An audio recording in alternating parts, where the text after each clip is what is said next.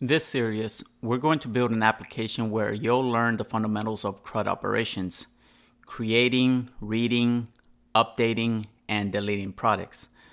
We'll be using Next.js, TypeScript, Prisma, MySQL, Material UI, and Cloudinary to achieve this. Let me give you a preview of the application. Here we have our main dashboard page, which is able to display all products. For each row, there's a name of the product. We have the description, price, quantity, stock status, which tells you whether it's time to reorder. And towards the end, we have our action buttons, allowing us to edit, view more details about this specific product, and the ability to delete it as well. Let's have a look at more details of a specific product. At the very top, we have our banner image of the product. Here we have the location of the product, description, product ID, price, the stock status, name of the product, quantity, and the URL, which if we click on it, will lead us to the URL where this image is stored on Cloudinary. And here we have an edit button, which would redirect us to a form to edit this product. Let's go back to the dashboard. Just above the form, we have a button to redirect us to a page for creating a new product. Here we are able to upload an image for the product.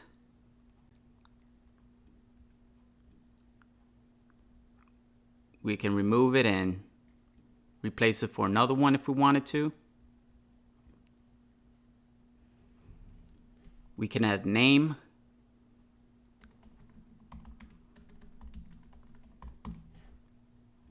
an amount, quantity, and even a description of it.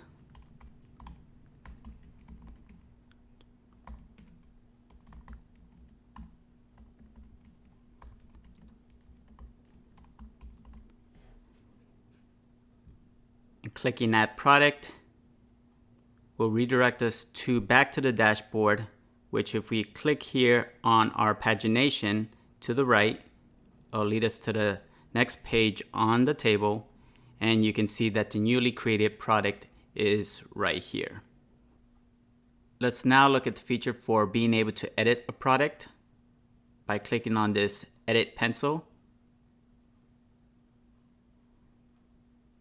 And the edit we'll make here is, let's make it on the amount. So instead of $199, we'll change it to $99.99. And if we click on Update Product, we're redirected back to the dashboard. And if we have a look here and use this pagination to navigate to the right and look at our product, you see that our price indeed was successfully updated. And finally, let's have a look at the ability to delete a product. So we click here on the trash can, click, it is successfully removed. And there you have it. Don't forget to like, comment, and share if you find this series useful. To help you follow along with each episode, I'll be sharing a link to all the code used in this series on my GitHub. Make sure to check out the repository. Let's start coding.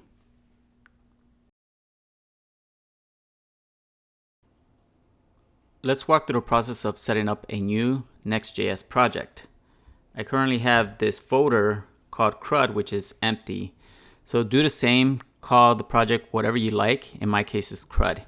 And from that point on, what you'll want to do is enter this command of npx create next app at latest.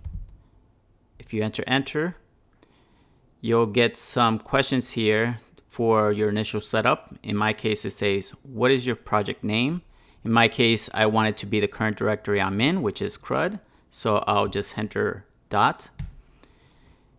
Would I like to use TypeScript? Yes. ESLint? Yes.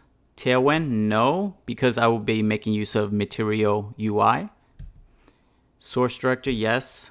App router, yes. Customize default, no. And then at this point, your project will start its installation process, and could take a few moments. Now that we have our installation completed, let's go ahead and see our initial project provided by Next.js. If we go to the terminal and enter npm run dev, it'll let us know that at localhost 3000, we'll be able to see our project. So I'll go over here to the browser and say localhost 3000, just like so, enter. And here we have our Next.js project. What I like to do when setting up a Next.js project is just start off on a blank slate and get rid of all this default stuff. So what I like to do here is go to my source. I'll start off in the global CSS, click Command A to highlight everything and delete everything. Next, I'll go to our home page of the application. Same thing, just take everything and strip it away. And then what I'll do right now is just set up a basic export component and call this home page.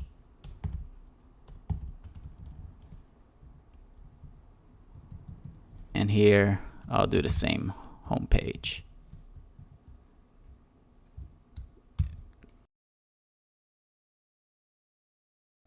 Next, we'll go ahead and set up our database.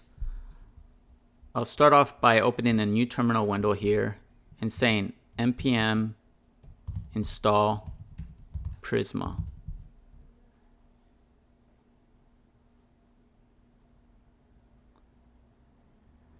All right, once we have that installed, what we're going to want to do is to initialize and configure Prisma to use MySQL.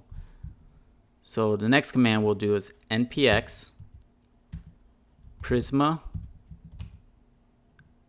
init -- data source provider and then MySQL. Okay, at this point, if you look to the left, you'll see that we have this Prisma folder that's automatically generated to us, and with this initial setup here.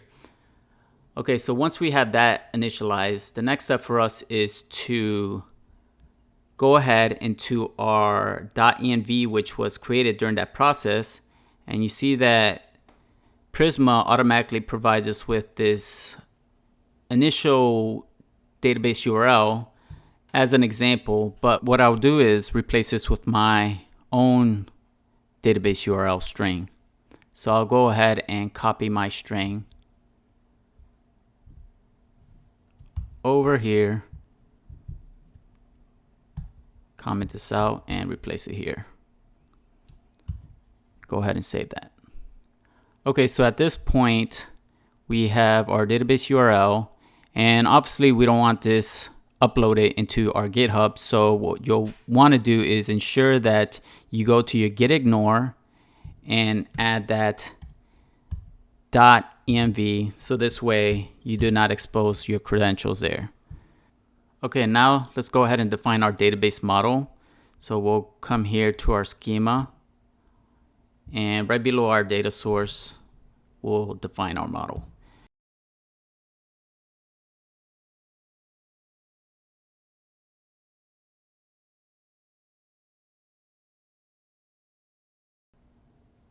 At this point, we're going to want to map our data model to the database schema.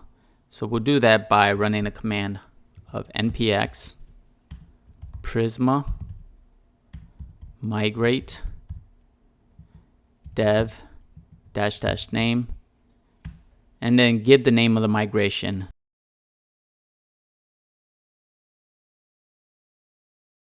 Says, do you want to continue? We need to reset MySQL database. I'll say yes.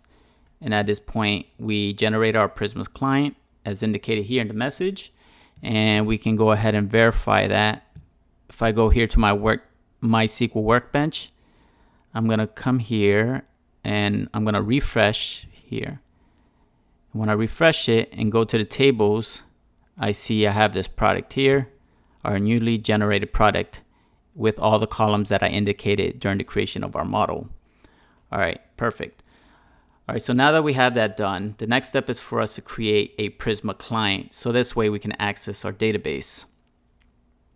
So what I'll do is I'll come back to the code here, and I'm going to, in the source, I'll create a new folder and call it DB. And within there, create a new file called index.tsx.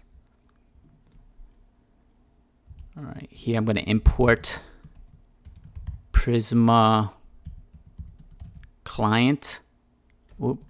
Prisma client. And this is actually going to be from at Prisma client. And I'm going to export const db new Prisma client, just like so. All right, so now by creating this instance and storing it in this variable, essentially this will be our handle to our database. So I can make use of this variable throughout our application. So this way I can make queries to our database and run various operations such as querying, inserting, updating, or deleting data from our database.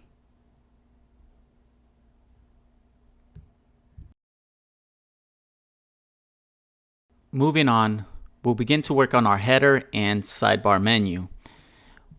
To get started, we'll need Material UI and some icons. So what I'll do is I'll come over, open up a new terminal, window here to the side,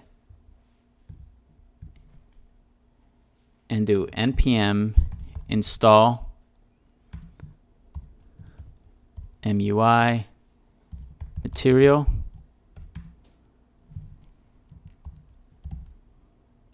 emotion React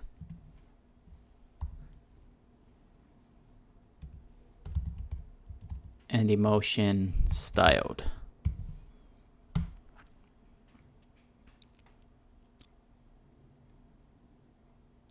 This could take a moment.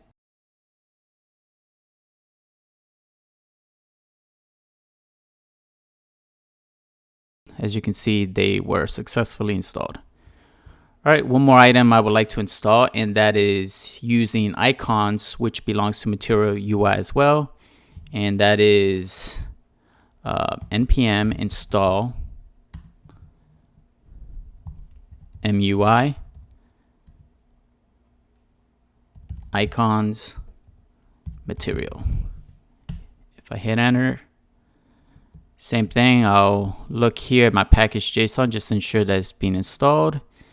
And I did not see it installed. Let me see. Okay, let me see. Let me do an overwrite here. Actually, let me go ahead, reopen this. Okay, it didn't install. Let me just rerun that code again. I'll just hit enter again. Okay, and this time it is successfully installed here. Okay, great. So at this point, what I like to do is start working on our header, and then sequentially we'll move on to our sidebar.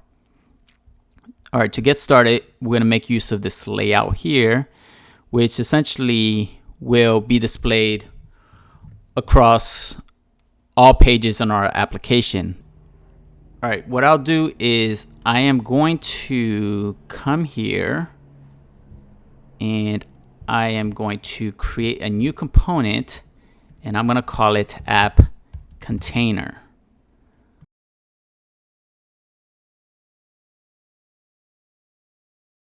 And I'll take this children prop and place it within our app container, just like so.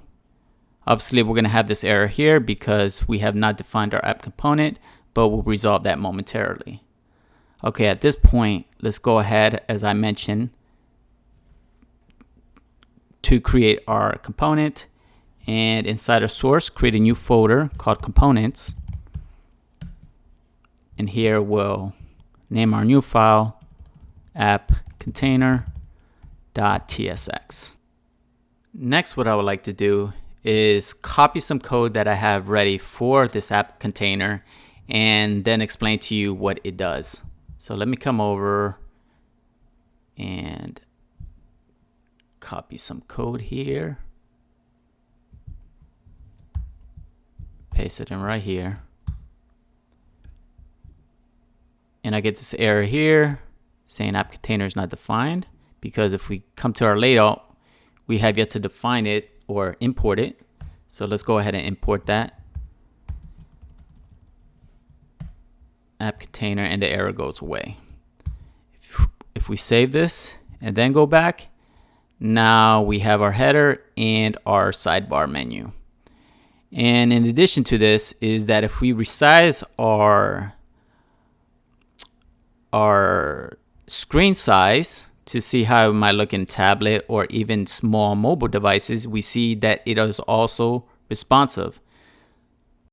The moment we get to mobile screen, you see that all of a sudden we have this hamburger menu that becomes visible to us. And if we hit it or press it, we have this slider or drawer that pops out with all the menu items. Okay, so there we have our header and our sidebar menu now. Now that we see the result of our code, let me explain what the code is doing. I'll start off by removing this workbench out of view, and then I'll go into the code. At the very top, we have our use client, which is a directive letting us know that this is a client component. And the reason this has to be a client component is because we're making use of events. And here below that, we have our imports. And then we get into the beginning of our app container component. Moving forward, we have our use router, which is necessary for redirecting the user to another page within our application when they click on a link. And here I have a state, which is drawer open.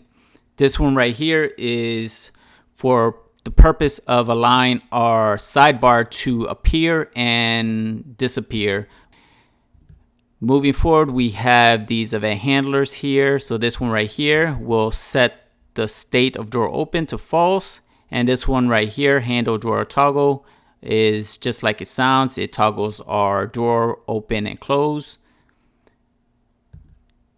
Next, I have drawer links, which is an array of objects. Within each object, I have some properties. I have the name of the link that I want, the icon that I want for the link, and then the path for that link when where I want the user to be redirected when they click a specific link.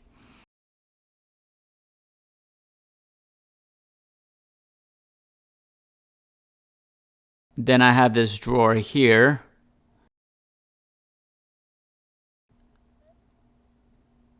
Let's see here. Okay, so at the very beginning of this drawer, we see that there's a storefront icon. And then moving down, I have this divider component, and that is this line you see horizontally.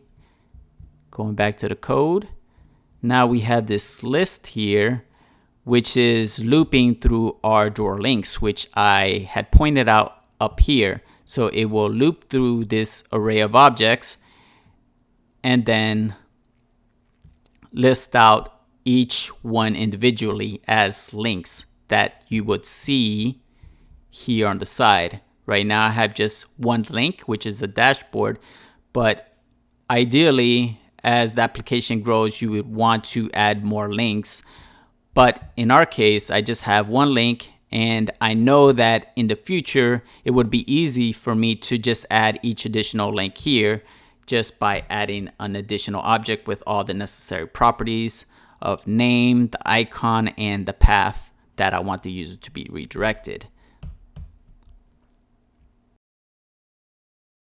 Moving down the code, I have this variable, which is I'm indicating that I want the drawer width to be 240 or 240 pixels. And if you look here, this looks on point, about 240. And it's the same if I minimize the screen to be a mobile device screen, and it's the same size, it's at 240.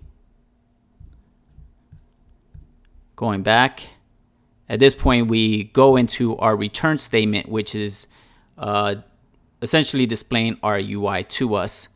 And you see that we start off with the box container.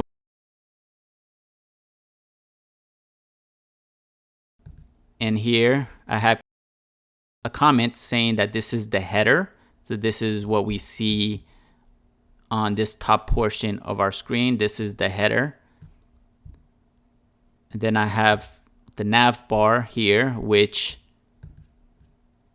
if we look at it, you might notice there's two drawers. And the reason for this is because we're gonna want a drawer in two different instances. One in which the user is using a mobile device, which is this one right here, indicating as temporary. And temporary because if we think about it, let me actually go here, going to the mobile device. If I hit this hamburger menu, the drawer slides open, and then the user can decide, determine if they want to click on a link to be redirected elsewhere, or they can click out. So when they close that link, well, that drawer disappears. That's why we are saying that it's temporary, because it's not going to be visible at all times, because obviously the real estate of the screen is limited, so we want it to be limited. However, going back to this code here,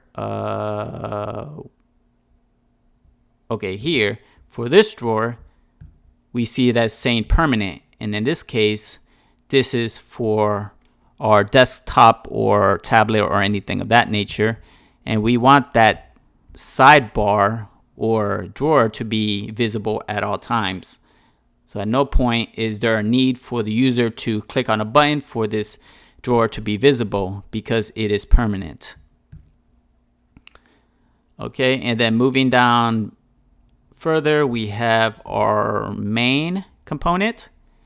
And this is actually where we see that the children, which if we go to the top of our component, it is passed as a prop, right? Because if we go here to the layout, we're passing it into the app component or the app container as a prop, which is received here in the app container. And we take that as a prop, and then it is down at the very bottom where we see that that children is being used.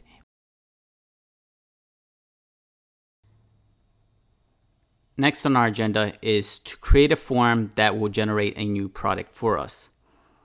Now, considering that this tutorial is based on CRUD, in other words, the creation, reading, updating, or deleting of something, in our case it's the product, it would make sense to start off with creating, because, well, we can't delete, update, or even read something that doesn't exist. Hence the reason why I would like to start off with creating the product. So let's go ahead and start by doing some setup here in our directory. Within the app, I would like to create a new folder and call it admin, since admin is going to be dealing with this management of the products. And within there, we'll do another folder called product, and within product we'll do add, and finally within the add we'll create a page .tsx. Now let's go ahead and set up our boilerplate component for this. We'll do an RFC here to set up our component, and I will call this product, or let me see, product add page. Within here, what I'm going to do is, let's see, actually, you know what I'm going to do is I'm going to have a component that I'm going to have returned here within this page. But let me go ahead and generate that component. So within here, what I'll do is this component, I'm going to call it product add form.tsx.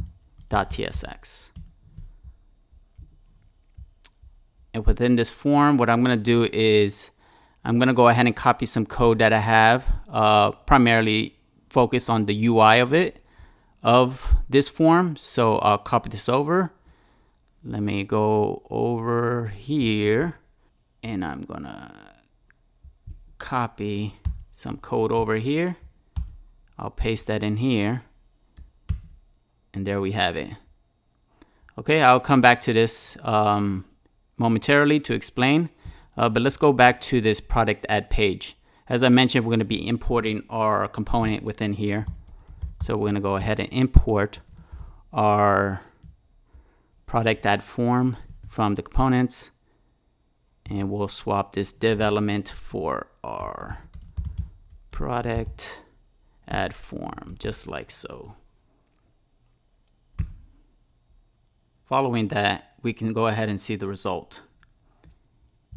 If we come here and navigate to the URL of admin, product, and add, we get the form here. But this was not the actual color or background color, I should say, that I was expecting. Instead, it should have been a grayish type of color. So what I can do is I can go to the layout, and in the body, I'll add a style and do a background color of, let's do a hue, saturation, light, and alpha of 0 for the hue, 0% for the saturation, 95% for the light, and then 1.0 for the alpha. This should resolve it, and if I go back here, we get that nice little gray color that I was expecting. Okay, so now we have our form, and we can go ahead and start working on the functionality. But before we do that, let me go ahead and go back to the product add form so I can kind of give you a better understanding of the UI that we just pasted here. Okay, so I'm going to start here from the top of the return statement. Obviously, we have the form, which will take the input of the user to create the new product. We have the title here. And a lot of this stuff is just the styling, the CSS styling. So here, styling, here. All right, and I also labeled these sections as well, just to make it easier for you to read. So here's the beginning section of our image, the uploading of the image. As you can see, it takes this file for the input, and here's more styling. We even have some hover effects, so that way when the user hovers over the image, actually let me do this right now, you see that transition of color when we hover over the cloud. It just gives a better UI experience, I feel. And also, you might not notice, it's very subtle, but the borderline here as well, it changes as well when you hover over it. So it really gives the user a visual understanding that they are entering this box to upload an image. It just makes it look better. All right, so going back. All right, so that's what that hover effect is. Let's see. All right, as you can see, the image section is pretty long. All right, so now we start at the input field for the name. So the user, or the admin, I should say, enters the name of the product. Now we have the price section. We have the quantity, description, and you could also see here that I also added some props here for some of these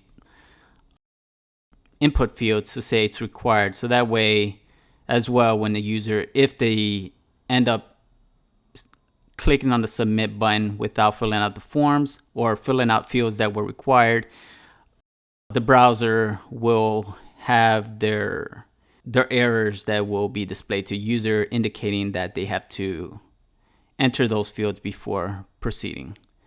Okay, so continuing on, so description. Okay, and here I would like to, okay, if you look here, the CSS, it says sticky. Now, maybe you've noticed that this portion here, as I'm scrolling down on the form, this bottom portion, which has the add product button, it remains in place. It does not move at all, which is a nice feature. All right. So that is this position of sticky. And also we did a Z index of 20. So that's also what allows that hovering of this blur to show up over everything else because of the Z index. Okay, and that's it. All right. All right, so let's go ahead and continue on. Moving forward, we can begin to add our component state. So this way we have a place to store the data before sending it off to the server. We can begin by adding our interface here at the very top to describe the product.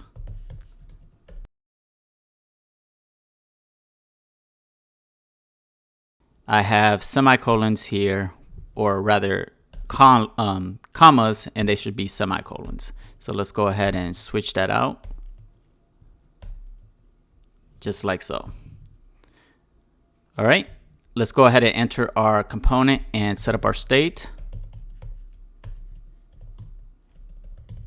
We're going to have fields, which will be an object. And the method we're going to use to make those changes for our fields will be set fields. Here we'll do React use state, which we have an error because we need to import this, and I'll do that at the top.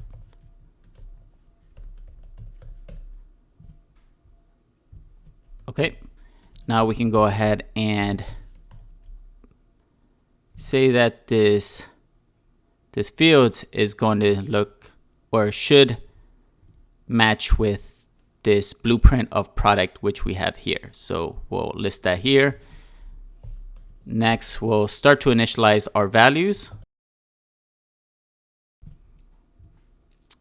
All right, our state is ready to go. So at this point, we can go ahead and add an event listener to the image right over here. So when a user clicks here in this area here, we want them to be able to upload an image, and we want it to trigger an event of onChange.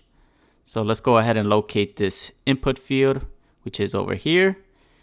And I'll do this right below required. And I'll start off by adding an ID of image, the name of image, and then here we'll add our onChange, which will have an event handler, and we'll call it handle image change. All right, let's go ahead and scroll up above our return statement and declare our, or define our handle image change.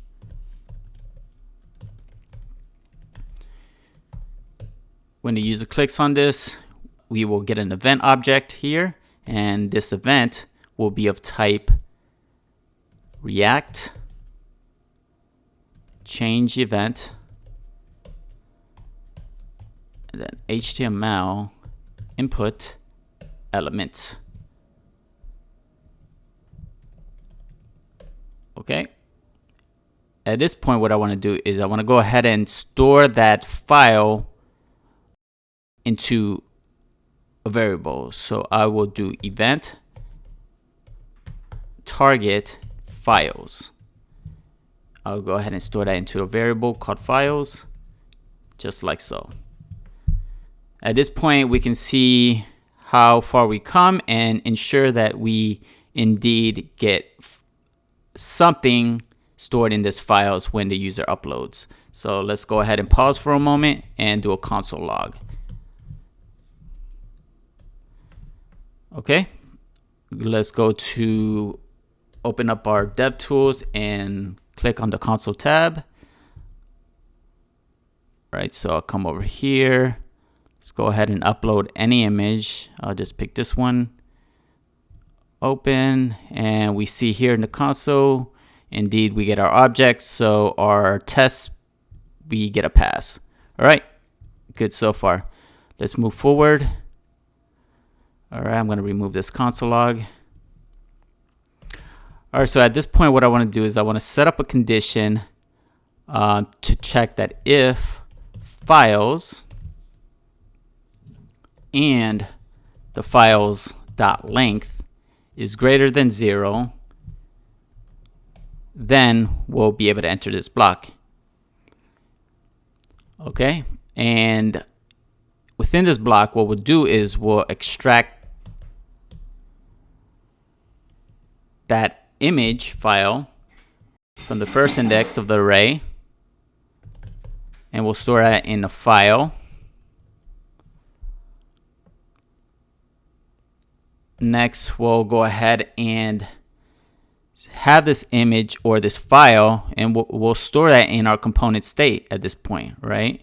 Right here. Currently, we initialized it at null, but we want to now store that into our component state here.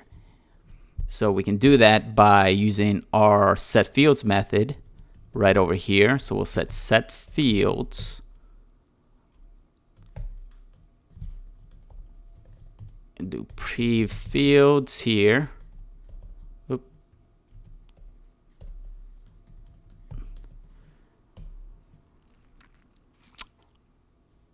Okay, and this right here is essentially giving us a snapshot of what our current state looks like.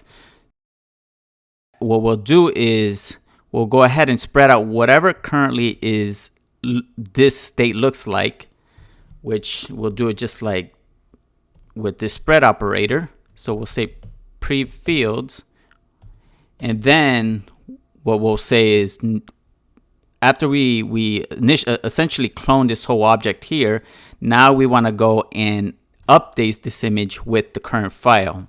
So we'll do that by saying that the image will have a value of this file here. Go ahead and save that.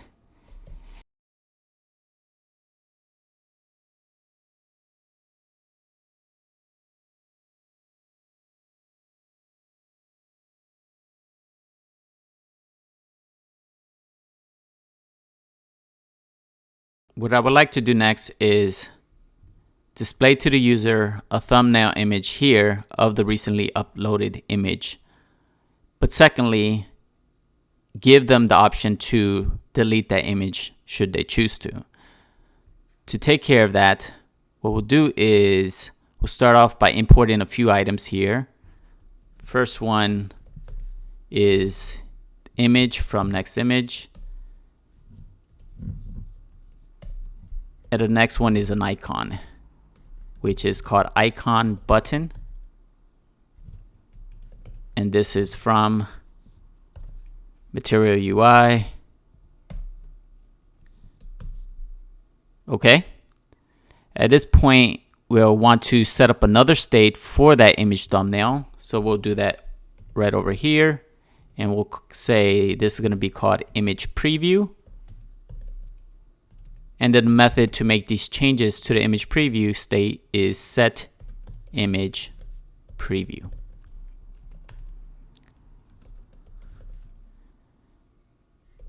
Then we'll do use state here. And this image preview could be of either type string or null. And the initial value is an empty string. Okay, now that we have our state ready for this image preview, we can go ahead to this handle image change. And within the if statement, we'll come over here and take care of our image thumbnail logic. I'll start off by creating an instance of file reader. File reader will allow us to asynchronously read the file object that we get when we upload an image. So we'll do that and store that in a variable called reader. Next, we'll go ahead and say reader.onload. And we'll do a condition to check that if the reader if type of reader dot result is equal to a string, then we'll go ahead and update our image preview state to be the value of that image that was uploaded. So we'll do that by saying set image preview to be the reader dot result.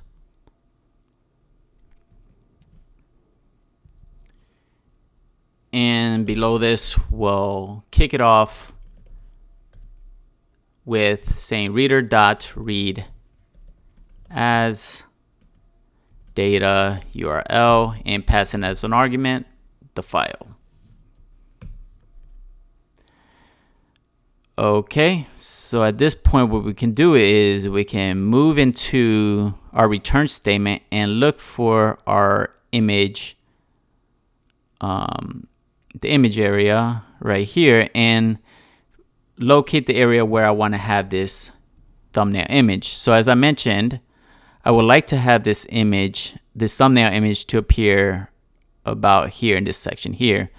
So we can do that by locating the label, and I'll make my way to the end of this label, and this is where I want to place it.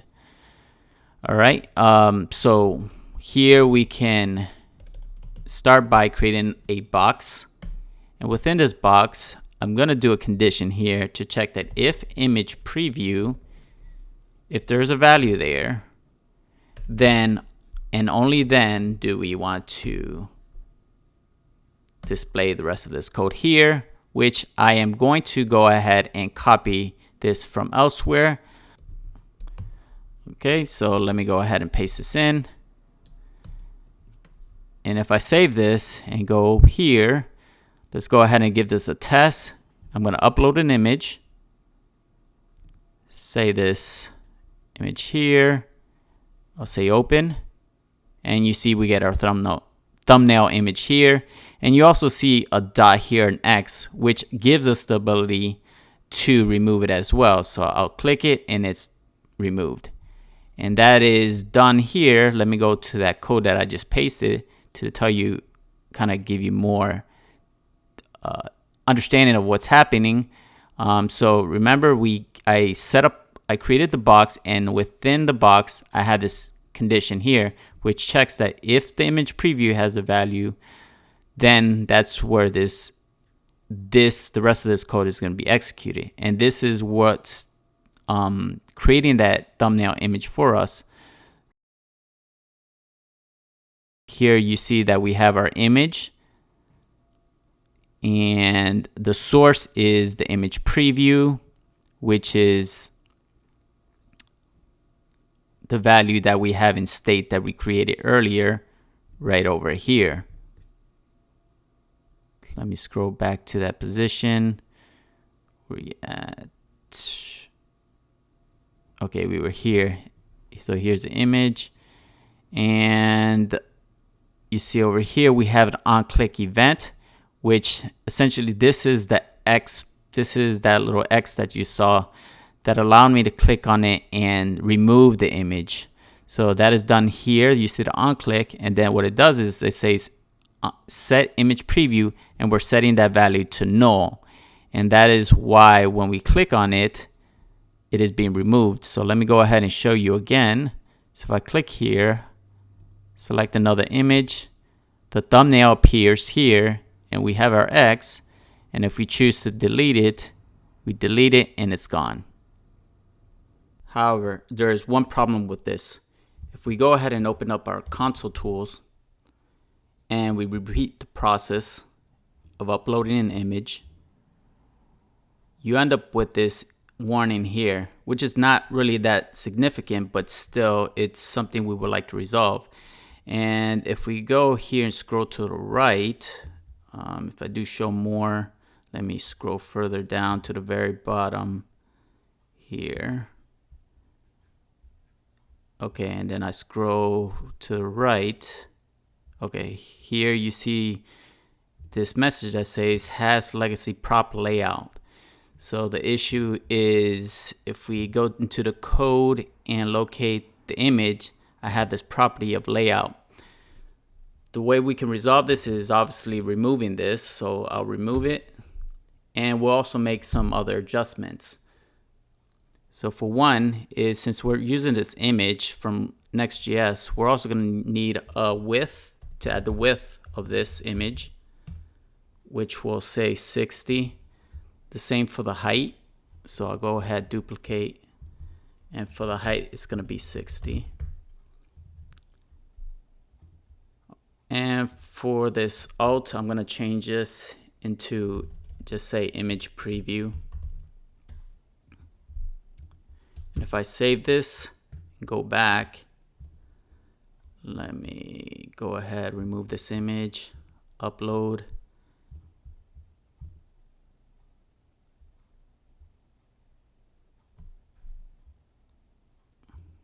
Let me try it again. Open. There you go. Oh, but we still get this error here. Oh, and that's because I didn't save it. So let me go ahead and save this. Let me clear this up again. Okay, I'm going to refresh the page just to make sure everything was refreshed. Let's upload. Okay, so the image is uploaded and we don't get that warning anymore. However, you might notice a subtle change with this image preview. The image has shifted and we would like it to be in the center ideally. So let's go ahead and make some adjustments in our code for that. All right, so above the image tag, go to this box container and we'll make some CSS adjustments. What I'll do is below the overflow, I'll do a display of flex.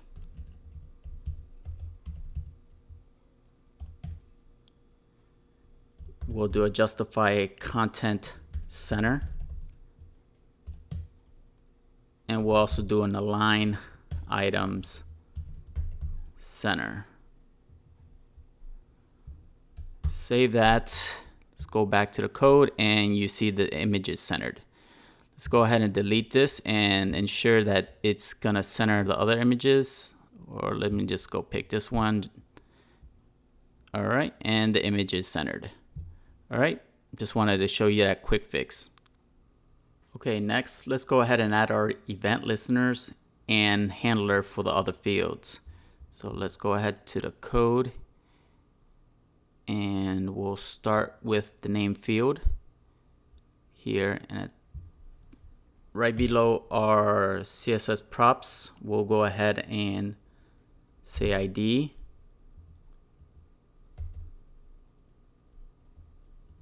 Of name is going to be name. Value is going to be fields name. And for our event listener, it's going to be an onChange. And we're going to say handle change. So at this point, what I can do is I'm going to copy these 4 props and just paste them into the other ones. So let's move over to our price.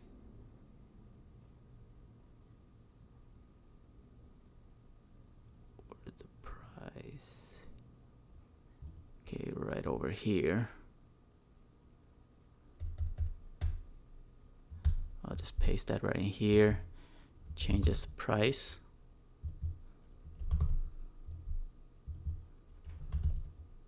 And as far as the event handler, it's going to be the same. All right, let's go over to the quantity. Paste. Same. We'll go ahead and change this. I'll change this to quantity.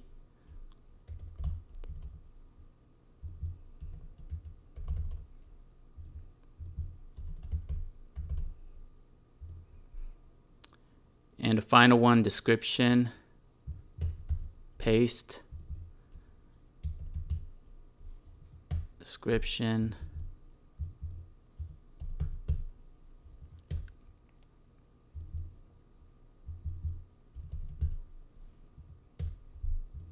all right.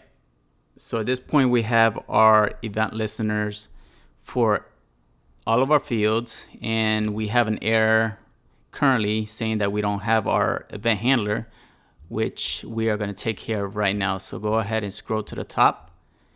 We'll go above our return statement, actually below our handle image change, and let's go ahead and create that there. So we'll say handle change,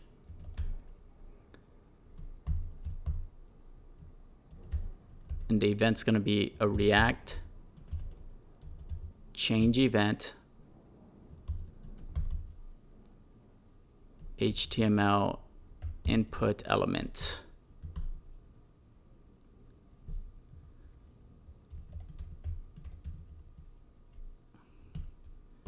All right, first thing I'm going to do is extract the name and value from the event target. So we'll do name value, and we'll destructure that from the event target.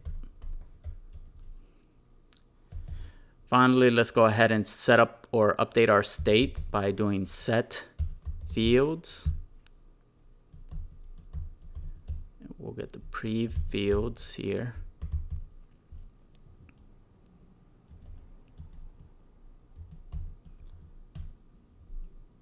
And we'll spread out the previous fields.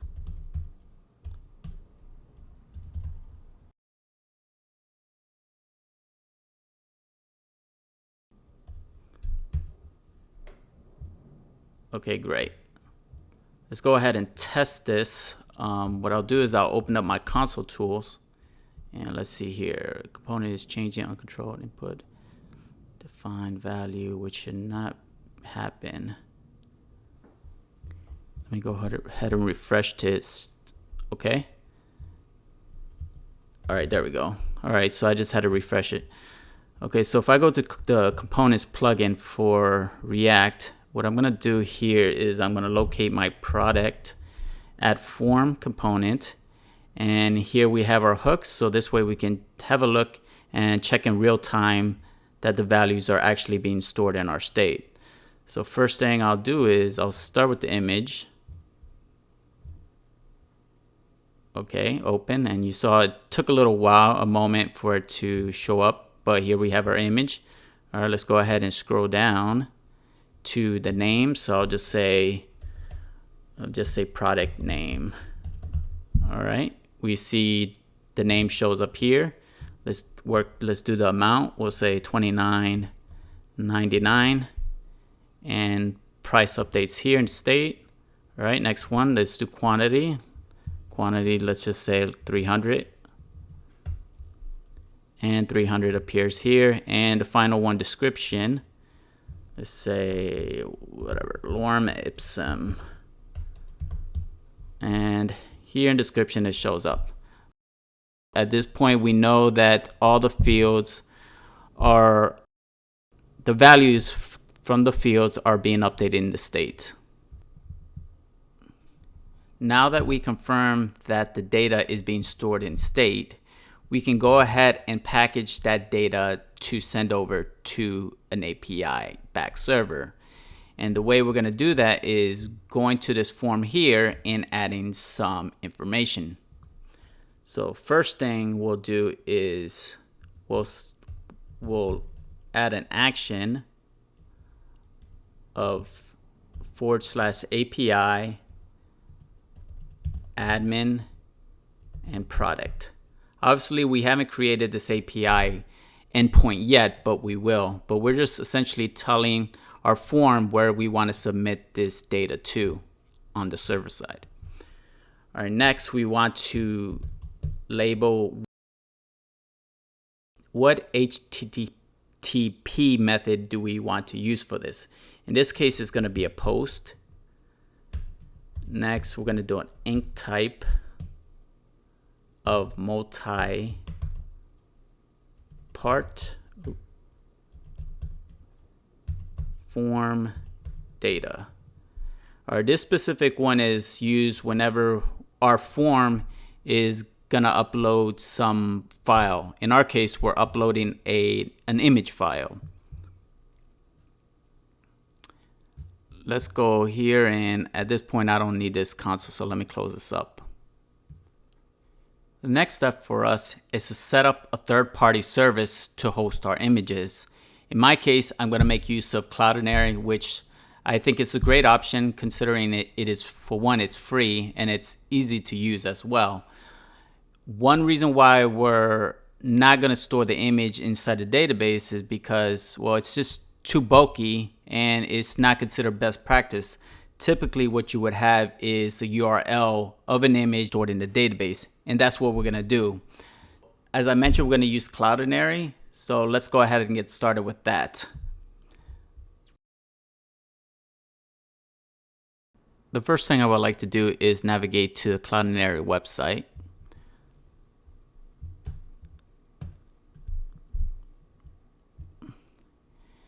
And as I mentioned, it's free as indicated on the button. So what you'll do is just click here and go through the process of signing up.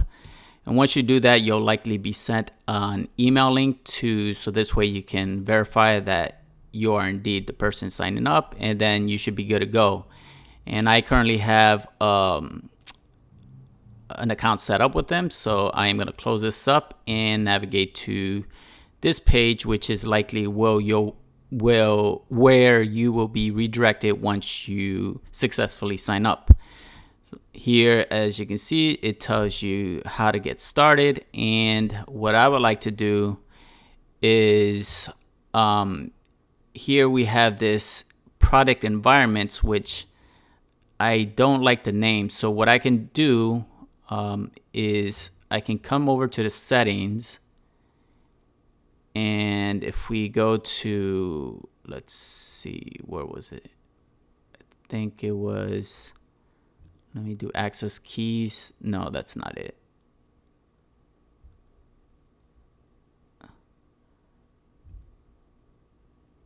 Oh, let's see here, settings, product environments. There we go. Okay. So once we go here, you see we can go to these right here to the right and edit. And I'm going to change this, just say ecom tutorials. And of course you can change it to whatever you want. And I'm just going to do the same for the display name. Oh, I'm just say ecom tutorial. Okay, there we go. And save changes.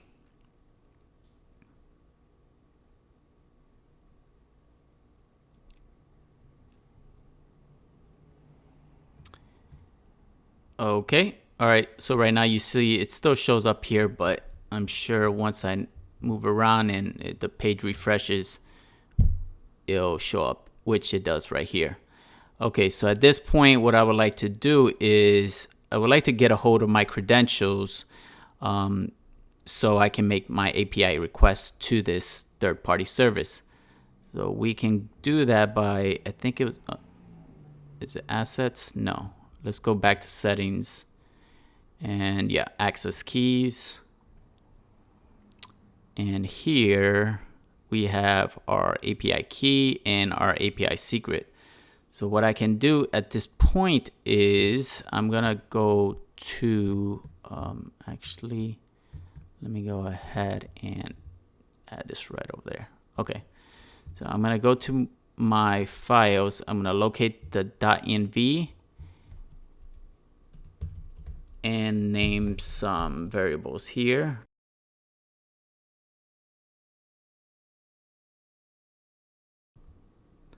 And now at this point, we need our API key and API secret to place here. So we'll go back to Cloudinary, and here we have our key. So we can go ahead and copy this, paste that over here. And now we need our secret, so we'll navigate back. And let me click on this icon Okay, you have to verify your password. So let me do that.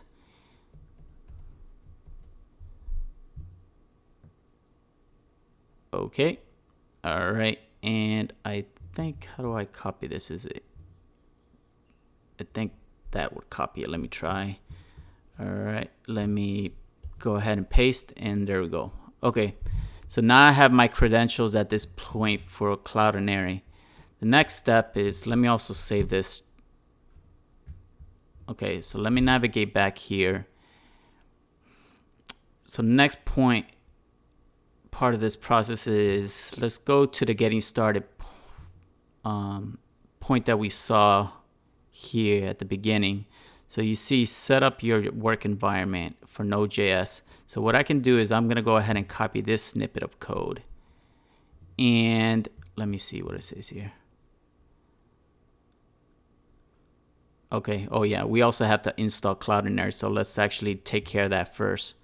So I'm going to go here, do npm install Cloudinary.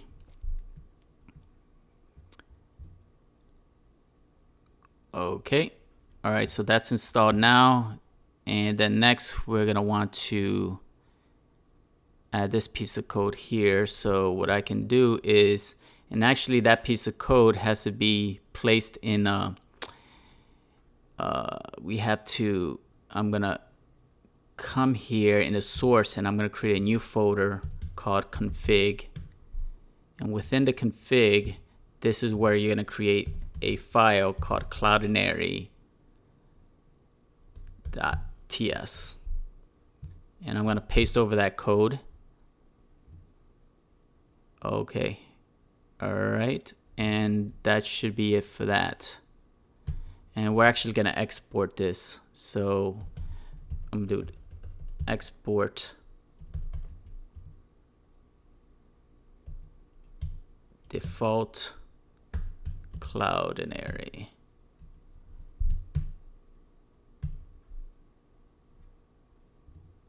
Okay. All right. All right, so that's it for that. And yeah, let's continue on. We're actually going to want our environment variables in place of these hard-coded values here. So let's go ahead and replace this. Here I'm going to say process.env.cloudinary cloud name. All right, because that's what we called it here, Cloudinary cloud name. And then for the API key, I'll just go ahead and copy this here.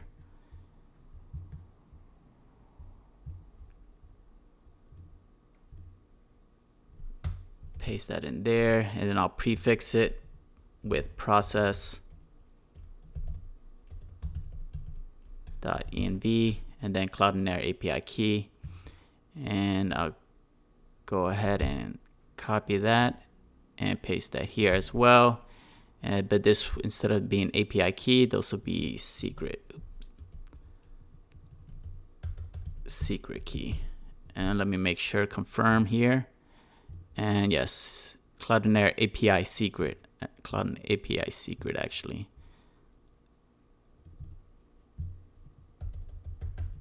API secret. There's one more step in our Cloudinary setup, and that is to create the folder in which the photos will be stored.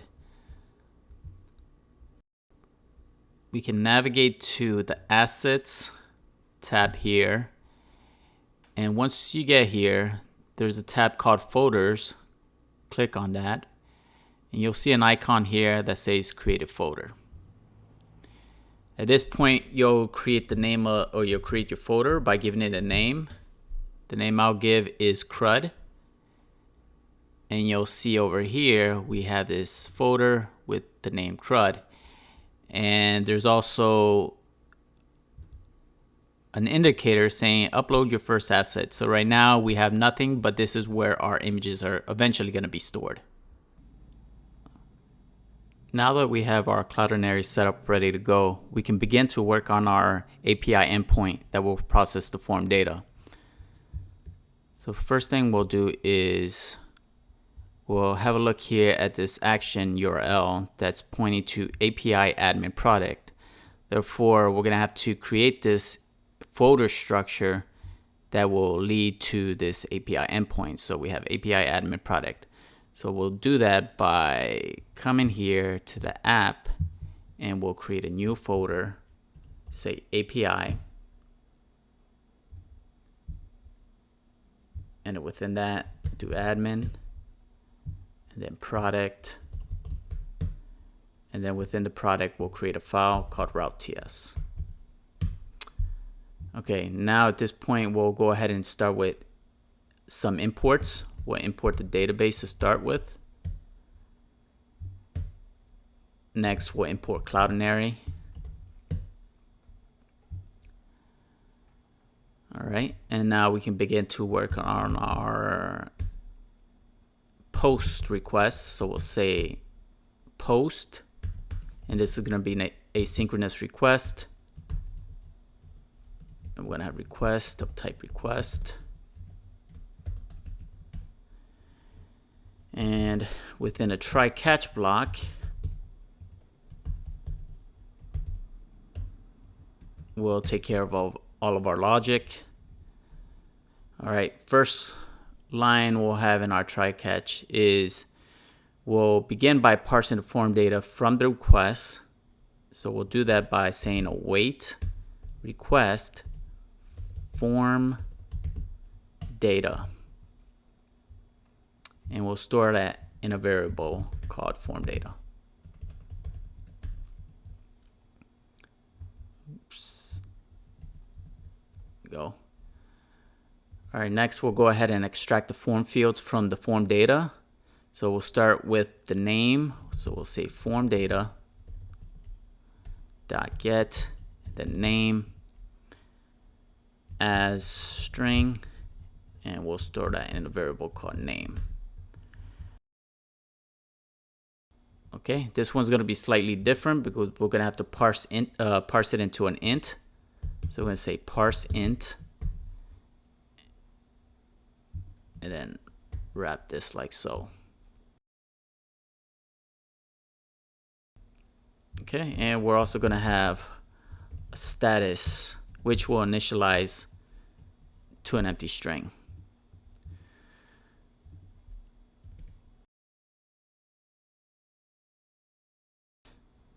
So next what we'll do is we're going to create a product data object with extracted form fields.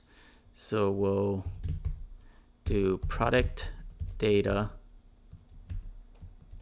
It's going to be of type product data. And we're going to have to create this type here. So let's take care of that right now. The way we're going to do this is we're going to isolate this into a separate folder for types. So I'll go into my source here and create a new folder called types. And then within the types, where is it? We'll do an index.ts. Do an export of interface product data. And here we'll describe the structure of this product data. Okay, so now that we have this exported, we can go ahead and import it to wherever we need it. So in our case, we can start off right here inside our API endpoint. So we'll go up here and say import product data from types. All right, let's go ahead and finish this. So this will do name here, description, price, quantity, status, and then image URL,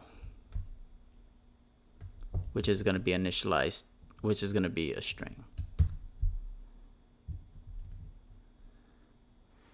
All right, next we're gonna begin the process of uploading the image to Cloudinary if one is provided. So the way we'll take care of that logic is by setting up a condition saying if image, and only then we'll enter this block code. Otherwise we won't. All right, so if we get inside here, we know that we have an image, and we can go ahead and start converting this image file into a base 64. So I'm going to start off by saying await image dot array buffer, just like so, and we'll store that in a variable called image buffer. All right, next we'll do array from new UI is uint 8 array, and then we're going to pass along that image buffer.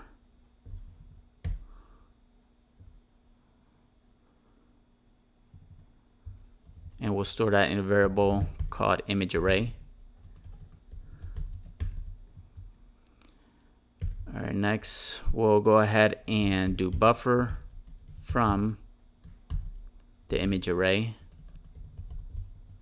and store that in a variable called image data. All right, finally we'll do image data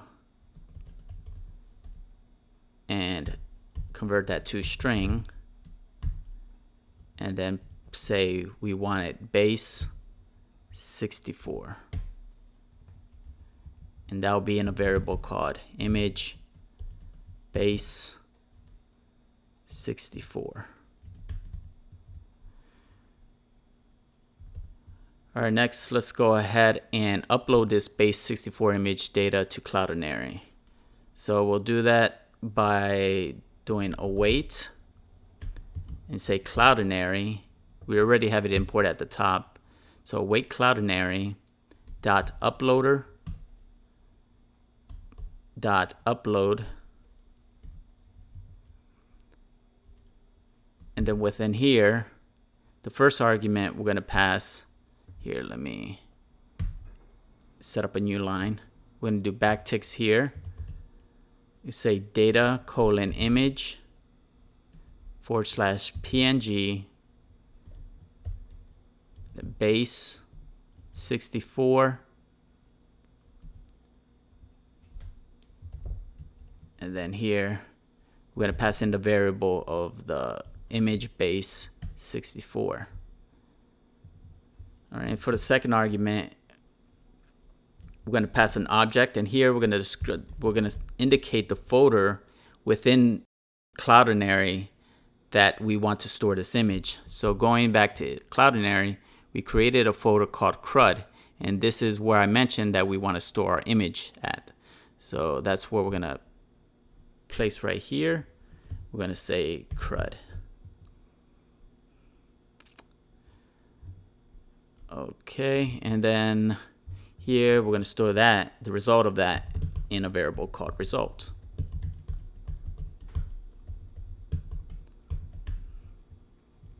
Okay.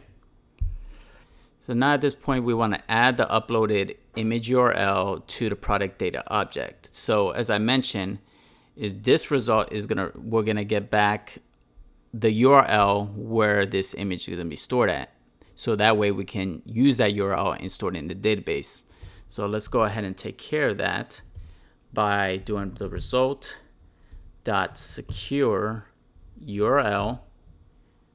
Okay, this is where we have our URL coming from Cloudinary, and we want to store that in the product data dot image URL.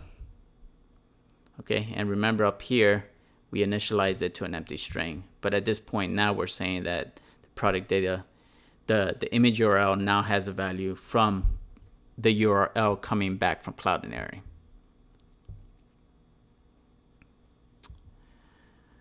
Okay, so at this point we can go ahead and start sending off all of this data over to the database so we can create a record of it, right? So let's go ahead and do that by saying await db product dot create,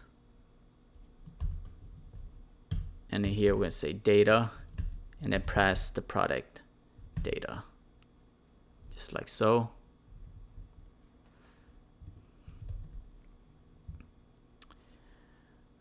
And now what we want to do is, once this record is created in the database, what we would like to do is redirect the user to the admin dashboard. All right, so we'll do that by saying return response dot redirect, and we'll add some backticks here. And here what I'm going to have to do is we're going to have to go to our .env file and create an environment variable for the next auth URL. So what I'll do is I'll say next auth URL, and this is going to be http colon / localhost colon port 3000. Okay, so let's go ahead and make use of that in our API endpoint. Here we'll do $, and to grab our environment variables, we have to do process.env.next auth and then URL. Okay, and then here outside of that we'll do / and then admin.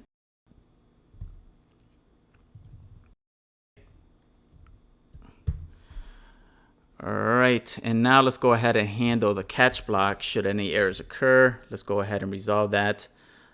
First thing I'll do is I'll just do a console log here and say errors.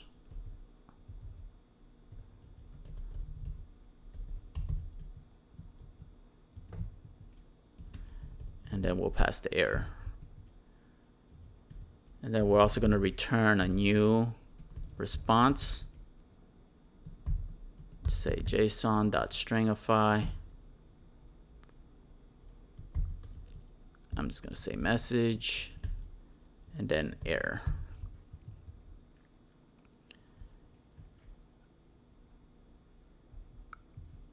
Okay, and then we're also going to do a status of 500.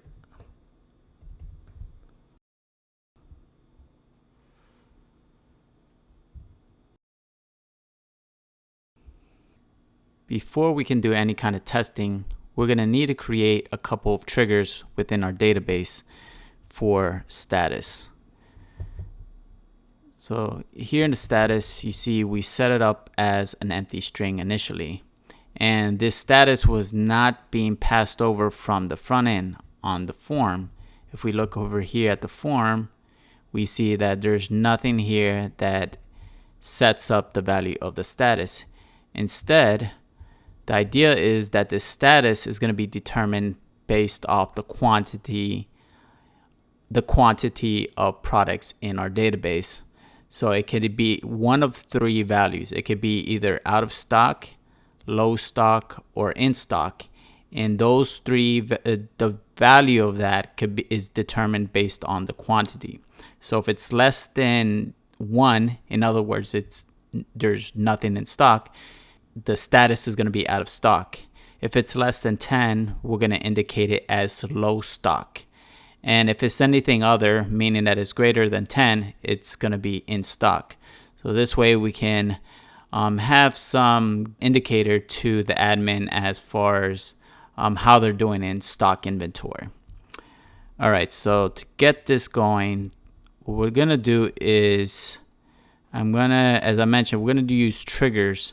So I'm going to pull up my MySQL workbench and execute this code here. And let me run by what exactly this code is doing. if any of these triggers are currently existing, we're going to drop it so that way we can just avoid conflicts altogether. So we're just going to drop it all together if they already exist. Next here, what we're doing is we're saying now we're creating a trigger for when a new product is being inserted into the table. So over here, as I mentioned, is that if a quantity is less than 1, the status is going to be given the value of out of stock. If it's less than 10, low stock. Otherwise, it's going to be in stock. And over here, getting to this second trigger that we're creating, we're going to create this trigger for when an existing product is updated. So this first one is for when we're creating a new product, and this one is for when we're updating an already existing product. And similar to before, we're checking the quantity of the product being updated, so the same, and determining the status based off the quantity count. Let's go ahead and execute this piece of code here. And before I do that,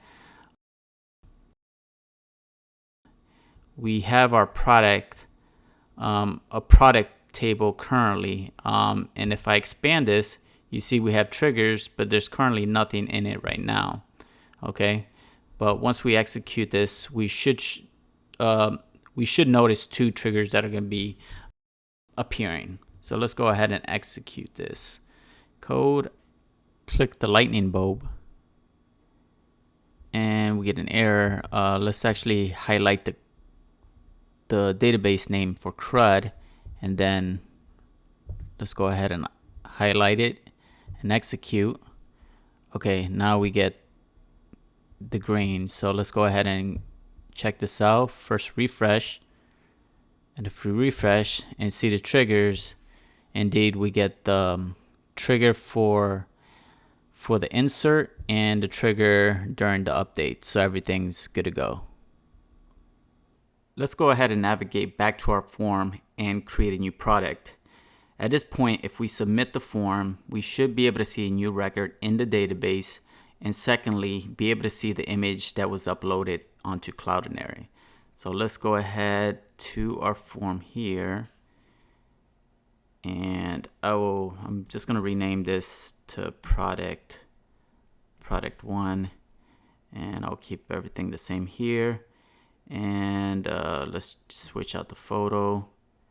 Let's just pick out, let me do number 1 here. All right, so let's go ahead and click add product, and we also should be redirected. So let's see if that works. Okay, yep. So we are redirected back to the admin, but you see we have this 404, and that's expected because we have yet to create this admin page, but we were successfully redirected. So that worked out. All right. Now let's go ahead and check our database. So I am going to check the database for products. So here I clicked on the product table, and if we look here, we have 1 record. Okay, and we also have this URL link, which is pointing to Cloudinary, the URL in which the image is stored. So if I go ahead and click, or if I copy this whole URL and navigate to the browser, I'm just going to paste this in, and you see we get the image that we uploaded. All right, so Cloudinary is good to go. The image successfully uploaded, and we saw that we get a new record in our database. So we successfully were able to take the form and create a product. What I would like to do next is begin working on an admin page here. So let's go ahead and do that by coming over to our code, and we will create, let me collapse this API folder, come over to this admin folder and create a new file called page.tsx.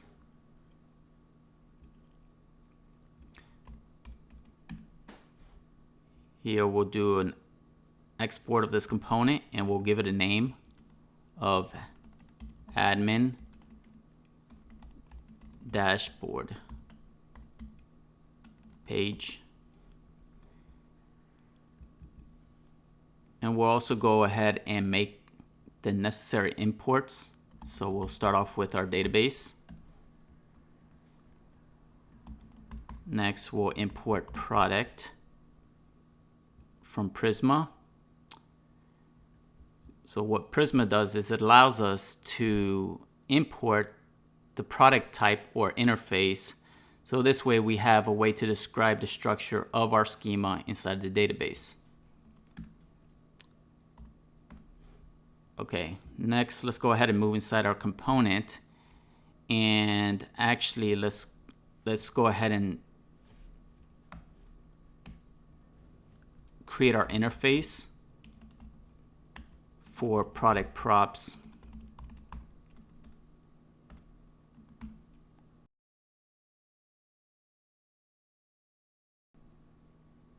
Okay, now that we defined our interface for the product props, let's go ahead and move within our component.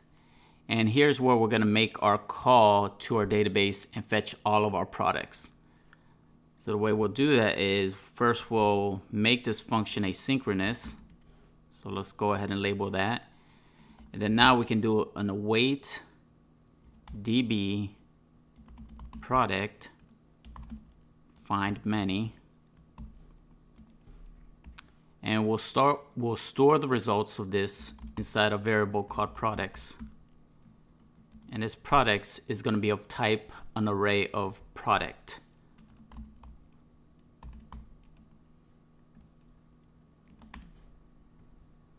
Which, as I mentioned, this is coming from here, from Prisma.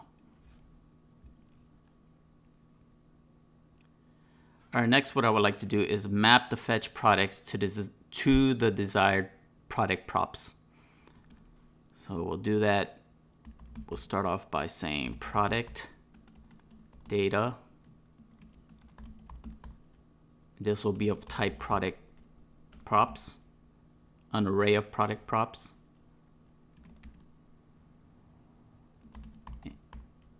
It will map through every single product item.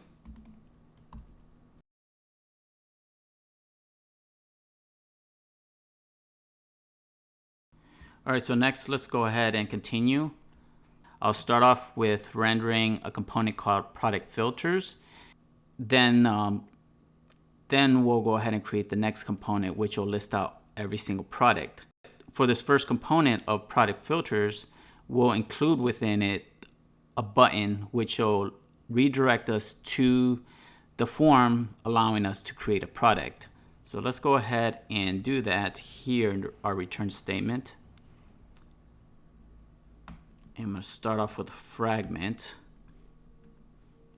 And within here, we'll add a component called product filters. And let's go ahead and import at the top. Oh, actually, you know what? Let's go ahead and hold off on that until we create this component. So let's go to our components folder and create a new one called product filters.tsx and set up our basic skeleton structure for this component. If I save that, I'll go navigate back here to our admin page and I'll go ahead and import this component now. And the error goes away.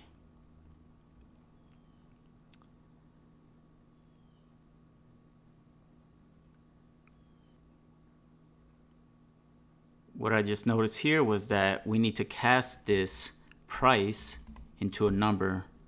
So we'll go ahead and wrap this just like so. And then you see that that error that we had lingering on the variable product data goes away. All right, so we'll go ahead and save this. And now that we have our component imported into our admin page and we have a basic skeleton structure here, let's go ahead and begin working on this component. So let's go ahead at the top and we'll make the necessary imports. But also what we're going to need to do is we're going to need to make this a use client component.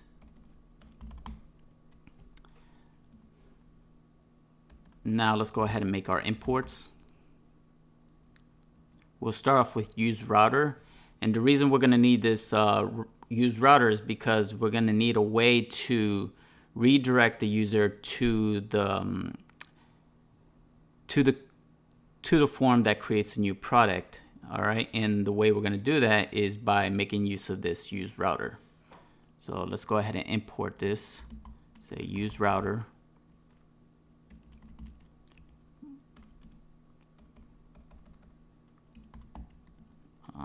Next.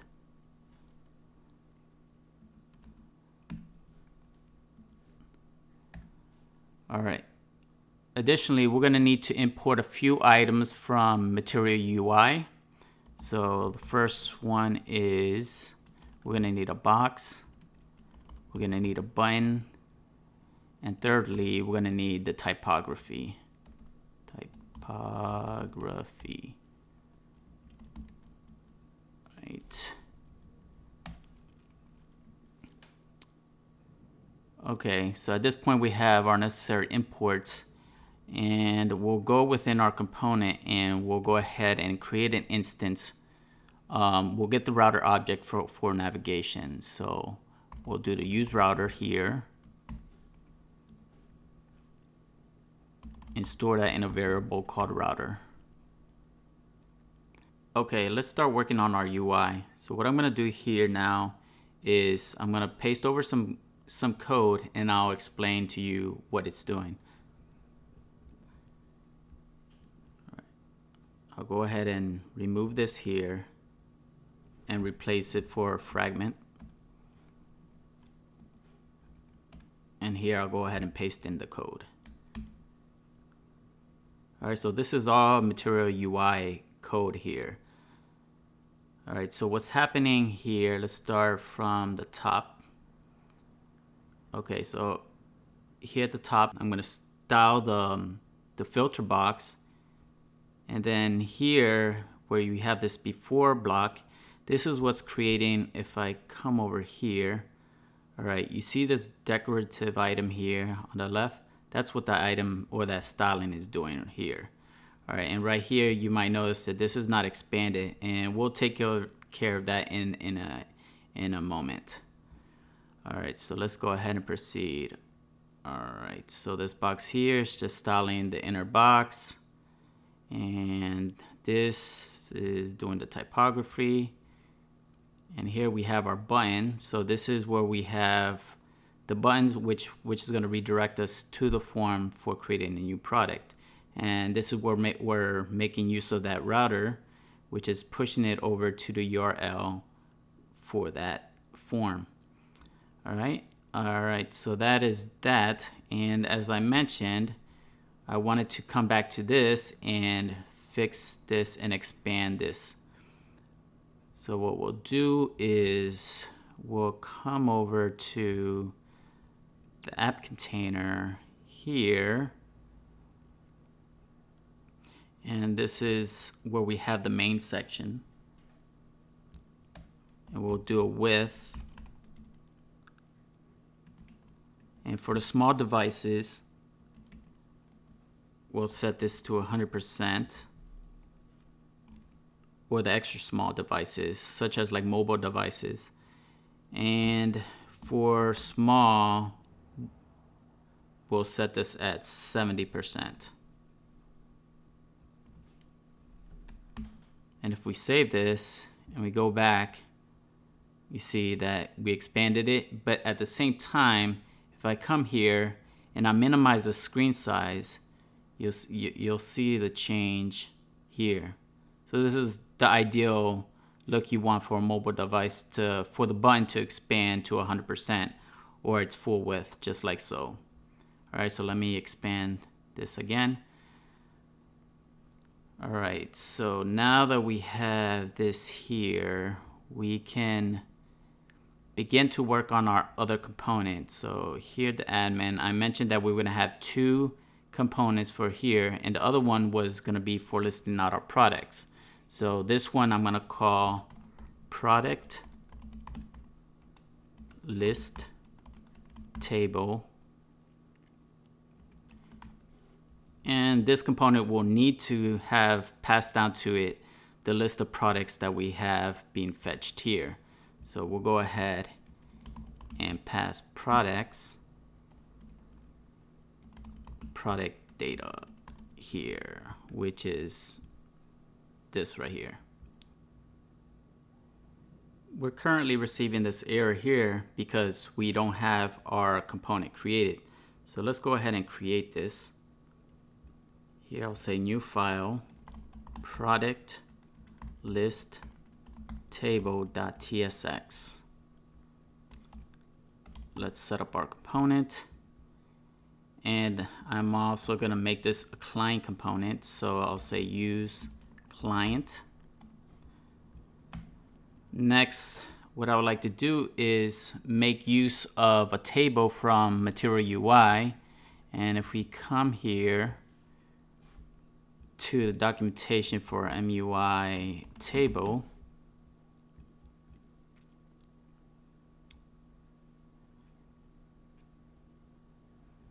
and this is the table that I want here. So I'm going to go here, visit the documentation, and it's telling us that we need to make an import of this here. So before we do this, I'm going to need to install it. So I'm going to go ahead and copy this here. And by the way, here, as you can see, this is the table we're going to make use of. And it also allows pagination, which is great. But one thing I will not do is have these checkboxes. Aside from that, for the most part, everything else should be the same. Let's come here to and do an install on this. So I'm going to do npm install and paste.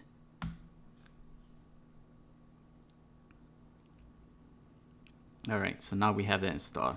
Let me go ahead and close this here.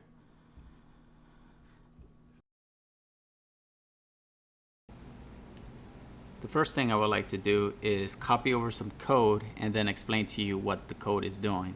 So I'm going to go over and reach over for some code. I'm going to paste it in. And let's come over here. And another thing before we get started, before I start explaining, I'm going to have to import this product list table into our admin dashboard page. So I'm going to import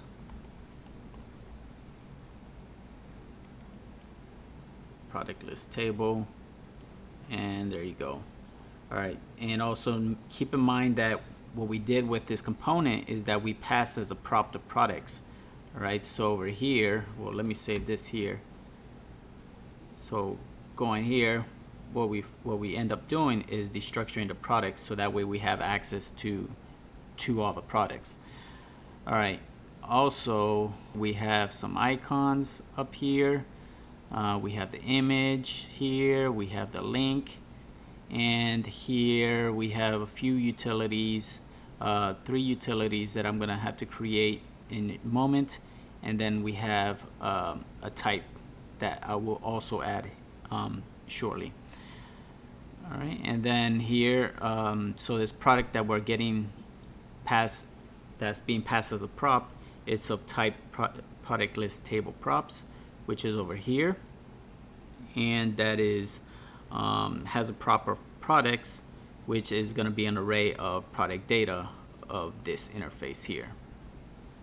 All right, moving into the component, we're setting up our products to be assigned to the rows, and for the columns for our table, this is going to be of type an array of grid column def, which is from Material UI up here.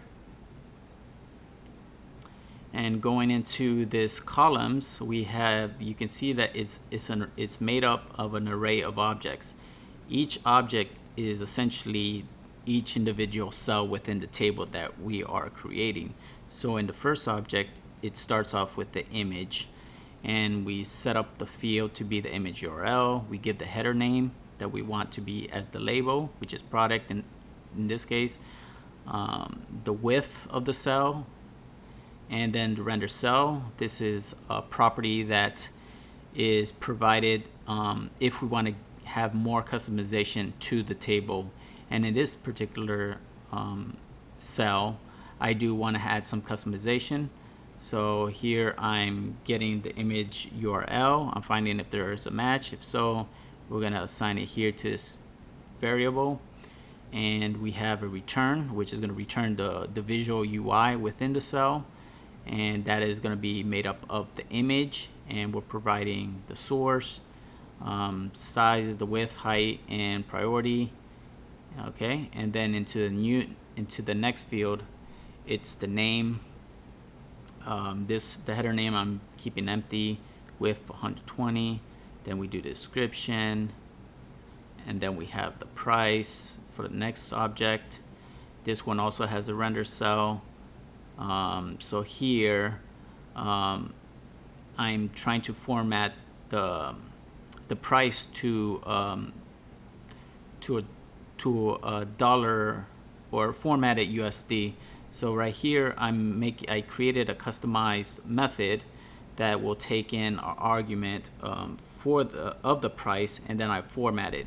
So what we're gonna have to do here is we're gonna have to create this custom method that I have, and let's go ahead and I will go to the utils. I'm gonna collapse a few of these folders here.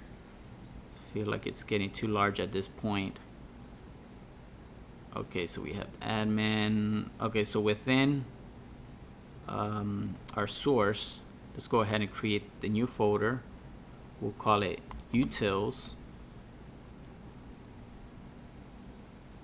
And within utils, we'll create a new file, call it money format.ts. All right, at this point, what I want to do is define a function to format a number to USD currency. All right, so we're going to do export const format USD, or format to USD. And this is going to take in a number, which is going to be of type number. All right, now we're going to want to convert the number to a fixed point notation with 2 decimal places. So I'm going to do number of num, and then 2 fixed. This is a built-in JavaScript function of 2 decimal places, and assign it to the variable formatted number, and it's going to be a const. All right, next I want to add the $sign as I return it. So I'm going to do return, do a backtick, and do a $sign, and then another $sign. And then here we're going to do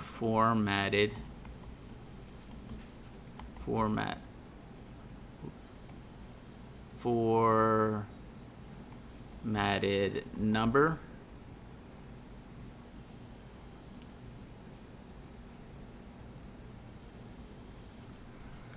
Okay, so that should take care of that. All right, and at the very top, let's see, just make sure I imported it.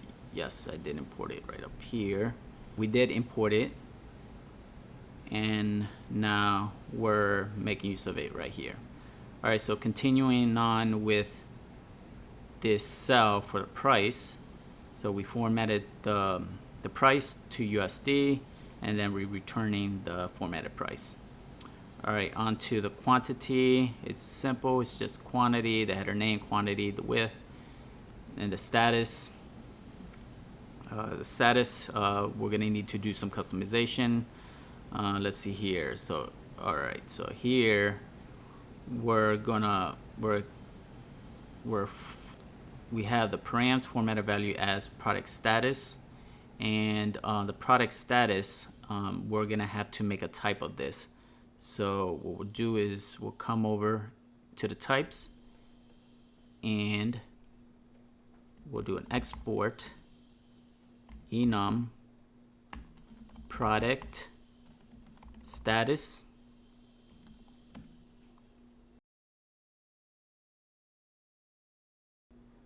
Now that we defined our product status, let's go ahead and navigate back to the product list table. All right, so it was over here that we said that our formatted value should be of type product status, which we just created. Next, we're going to have to create this method getStatusColor, which is going to take an argument of the status. This will be defined in a file within the utils. We'll call it status.ts. And let me do some cleanup here. Let me close up some of these folders. Let's see here. Yeah, let me go ahead and close this. Let me close this. Close this. Close this. Alright. Alright, and I don't need the money format anymore. DNV. And this here will close. Oops. Yes, we want to save this. Okay. All right, much better. All right, so going back to the status, let's see here. So I am going to need to import the product status type that we created a moment ago. So I'm going to do import product status from types. We're gonna define a mapping of the product status to the badge colors. So let's see here. So we'll do export const status. We'll do status badge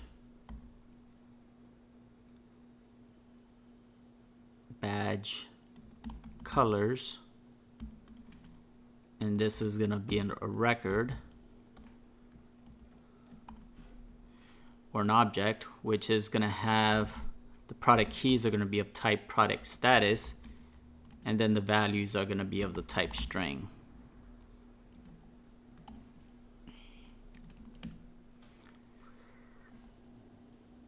All right, so here I'm going to do product status dot in stock,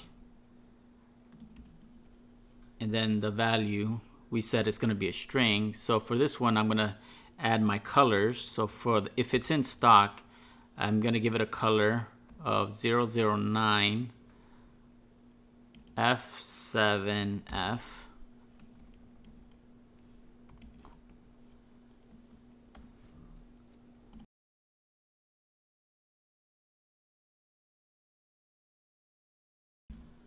All right, so we have the statuses that are being mapped to specific colors. All right, now we're going to go ahead and define a function to get the badge color for a given product status. So we'll do an export function get, and this method is going to be called getStatusColor, which will take an argument of status, and it's going to be of type product status. And the return value can either be a string or null. All right, and we're going to return status badge colors status or null.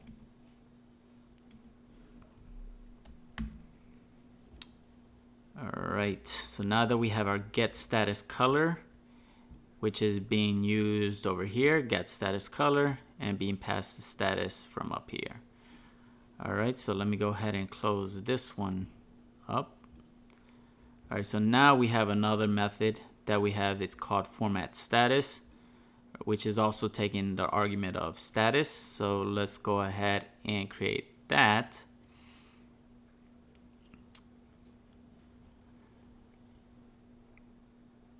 Alright, so for this one, we're gonna go ahead and create another file within the utils, and this is going to be called format status.ts. Our first thing we're going to do is import the necessary types, which in this case is going to be the product status again. So import product status from types. We're going to define a function to format the product status text. So we'll do export default function format status, taking a type of status, which is going to be of type string, and the return value is going to be a string. All right, we're going to initialize this a status value to be an empty string.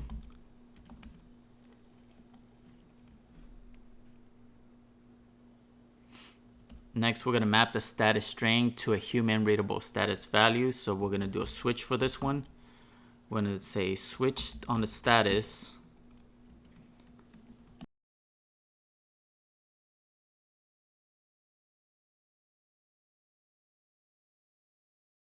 And that's it. And then here at the end, we'll go ahead and return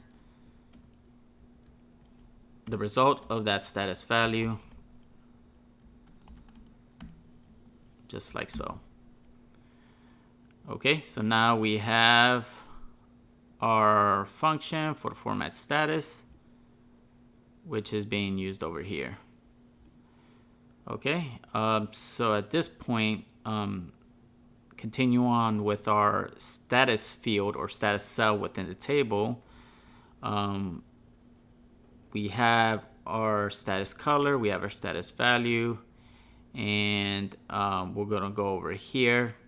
We're going to return the UI for the cell. So this is going to be a span element, which we add a styles and a bunch of CSS properties. So in this case, for the background color, I'm using the status color here, what we get as a result from that get status color, to be used as a value for the CSS of the background color here. And if it doesn't exist, the default fallback is just going to be blue for the background color. All right, the color for the font, white, padding, we had some padding, font size, and some other CSS properties here. Okay, and then within, as the value for the span, we pass it the status value that we get from here when we format the status. I'm putting it right in here. All right, going to the next cell, we have actions.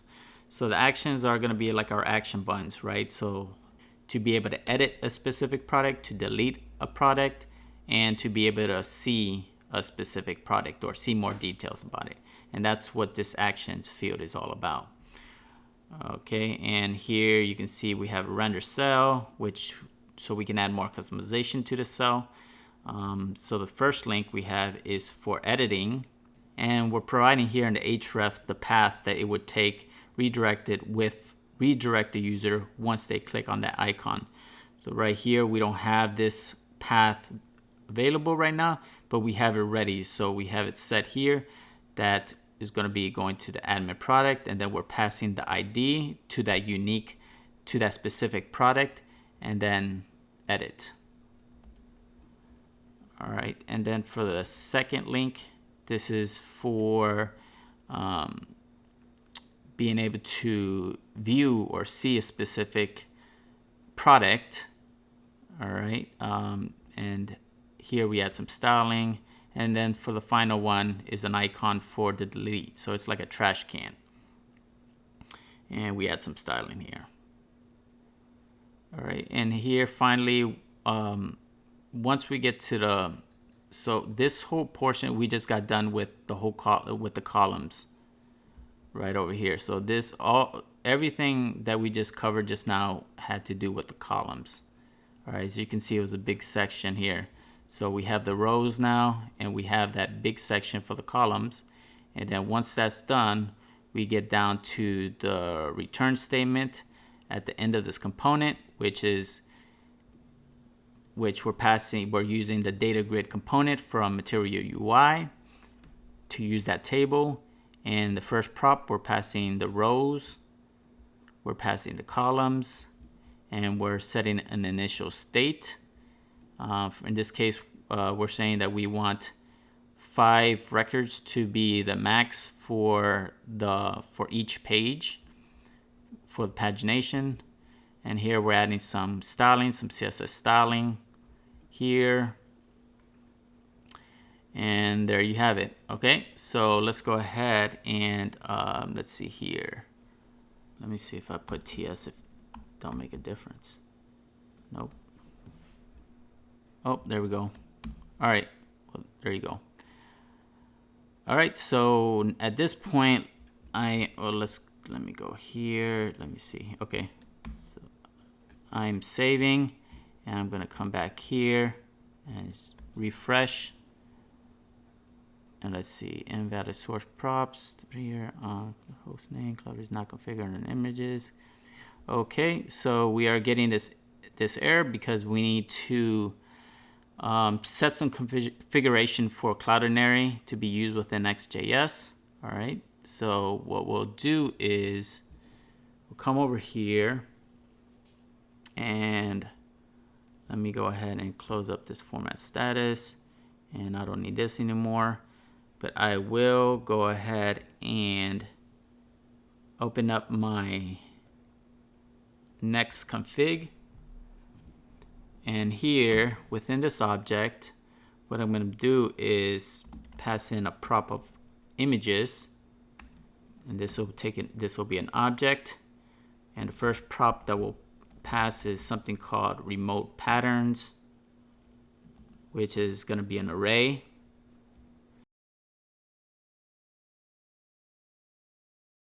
All right, I'm going to go ahead and save this. And if I go back, let's see what happens.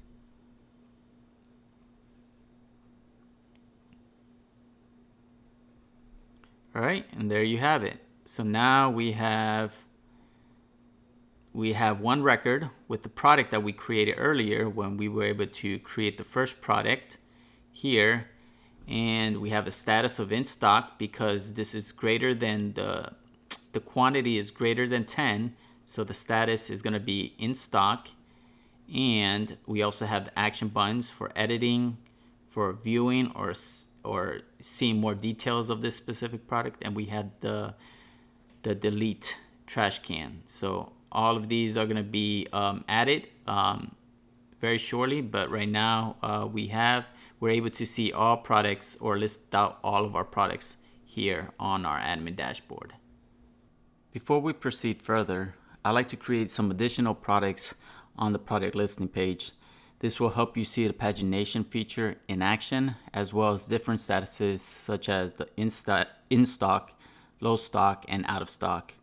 Additionally, having more products listed will give you a better idea of how the page layout will look like when we have more items added to it. So let's go ahead and add some products before continuing.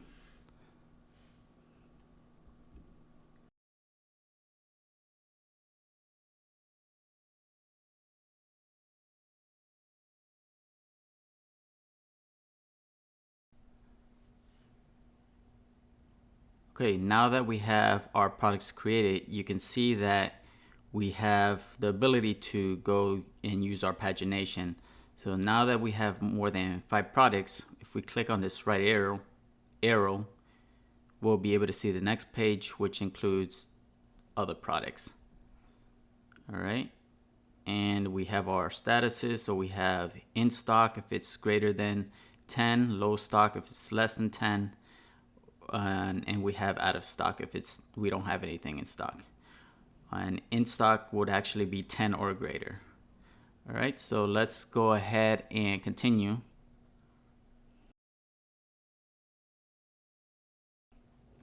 So at this point, what I would like to do is start working on viewing an individual product listing or product item. So if we click on this item, I would like it to redirect us to the specific item to give us more details about it.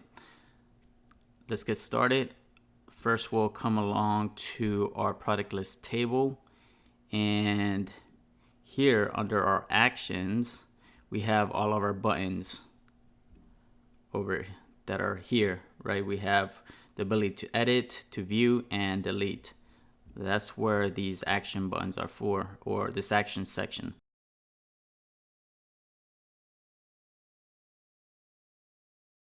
We have admin product, and then we have the product ID here, but I'm also going to add here -view.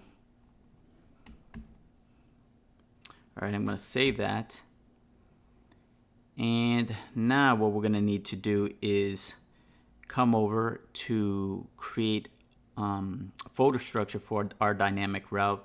So we're going to come over, let's see, let me collapse this. I'm going to admin product, and we're going to add our dynamic route by adding a square brackets and then doing product ID, just like so. And within here, I'll create another folder called view. And then within the view, we'll create our page.tsx.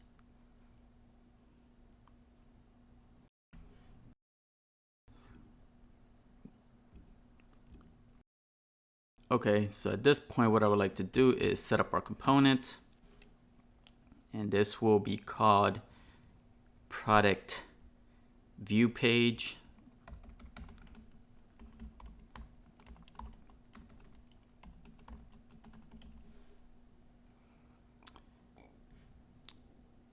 Okay, so let's go ahead and make a few imports here.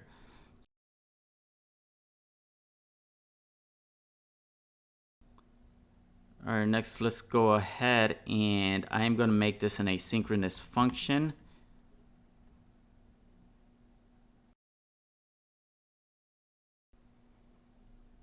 And we are going to destructure the props, because remember, when we're passing, we're going to be having the unique ID inside the URL. So we're going to have to pull that out from here. So when we click on this icon here for this specific product, it's going to redirect us to another page for this specific item.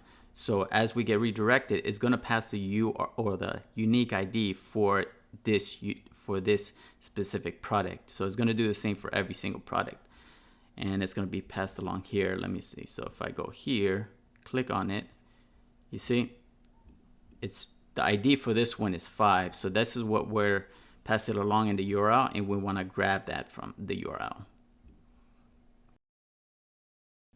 So we're going to do props, and this is going to be, we're going to do a type product view page props.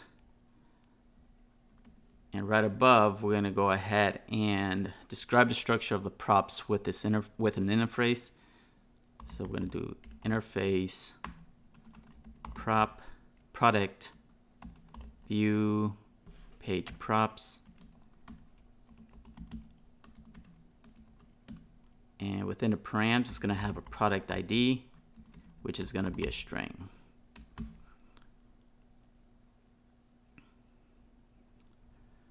All right.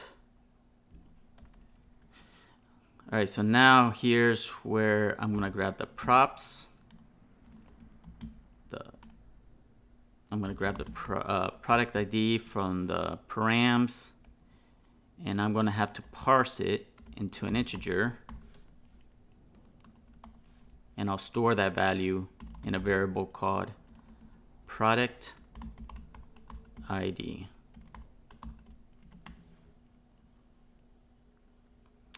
All right, next we're gonna fetch a product from the database, and that's the reason why we're making this asynchronous, this component asynchronous. So we're gonna do await db product dot find unique, and it's gonna take an object as an argument, and within there we got a property of where we're going to say where the ID is the product ID.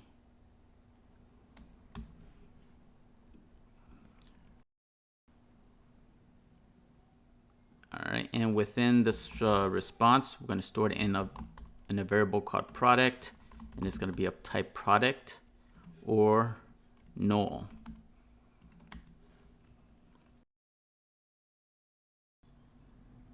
Okay, next, we're going to write a condition to check if the product record is returned. If not, we'll let the user know. We'll do if not product, then we're going to go ahead and return not found.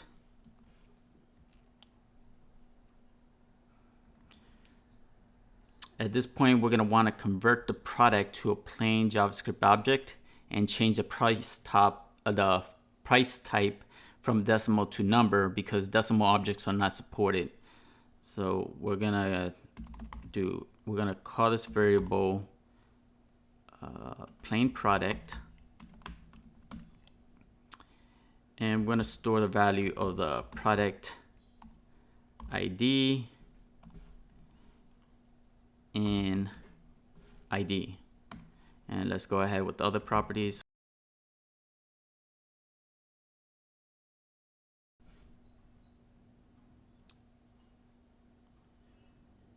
Okay, now let's go ahead and we're gonna pass the plain product into a component that we're gonna call product view. So what I'll do here is I'll swap this out for a fragment, and then I'm gonna have a component that I'll create shortly called product view, and this will take a prop of a product, and that product is going to be this plain product here.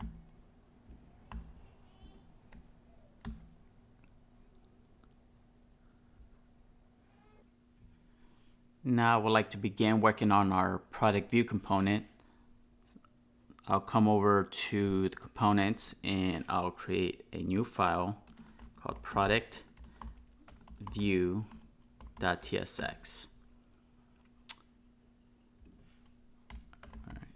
All right, let's set up our component. It's called product view. And next, what I would like to do is I will destructure the product from here, because remember, we are passing along over here the product, so we want to extract that, and we're going to destructure here. And this is going to be of type product view props. And we'll go ahead and create the structure of this.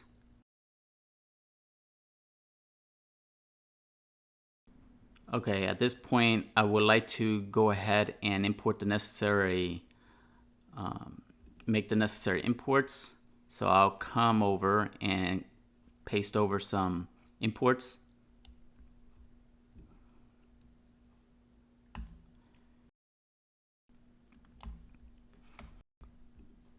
Okay, so let me let you know what we're importing here. So the first one is we're going to import the format status, so we can format the status. Here we have our material UI, and the rest are essentially icons. So this is icon, icon, icon, icon, icon. Yep. So the rest are icons. Okay, at this point, what I would like to do is within our product view component, I would like to set this up as a fragment, and then within this fragment, the first thing I want to have inside is I want to create a component called product banner. So this product banner will sit at the top. I'll say product banner. And this product banner is going to take that product that we're extracting here. So we'll pass the product.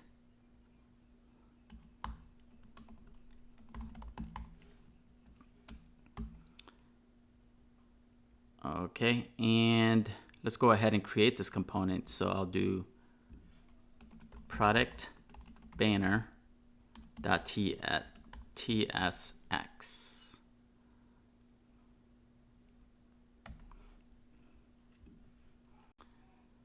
All right, what I'm going to do at this point is I'm going to go and copy over some the code or the UI for this product banner.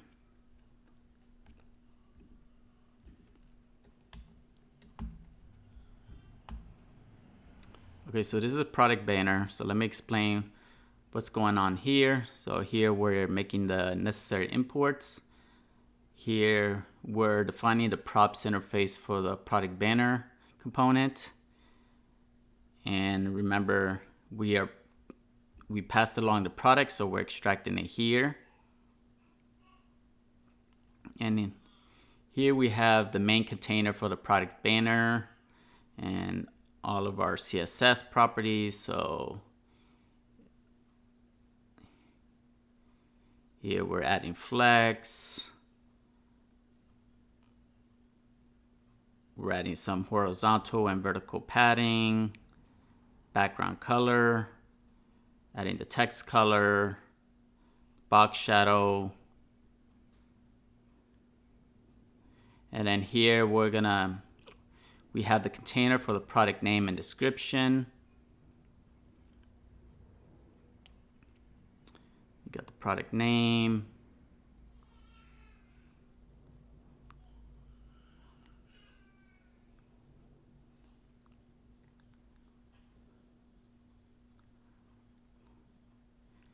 And here we have the container for the product image. And we're setting this as a priority loading. All right.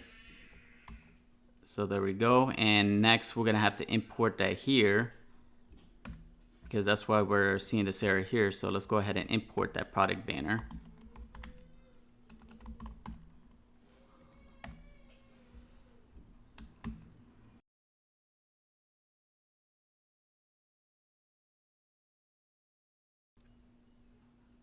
At this point, let's go ahead and see what we have.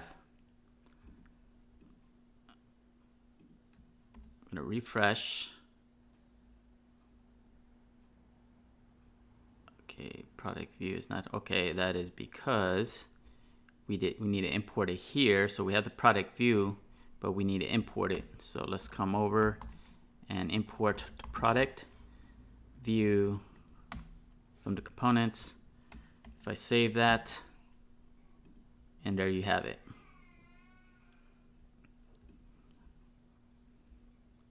All right, so now we have our product view, and let me go ahead here to the dashboard. Let me pick another one. All right, there we go. So now we have the other one. All right, so now we have our product banner. So let's go ahead and complete our product view component here. So we have the product banner, and below it, let's finish up the rest. And what I'll do is, again, I'll copy over some more UI code, and then I'll explain the code as we go through it. Okay, let me go ahead and paste this code in.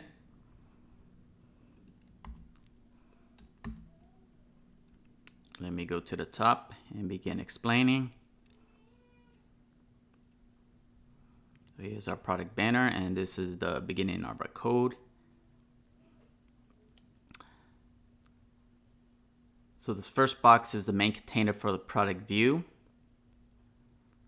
Here we're adding some margin for the top for positioning. Here we're adding a gap between the child elements.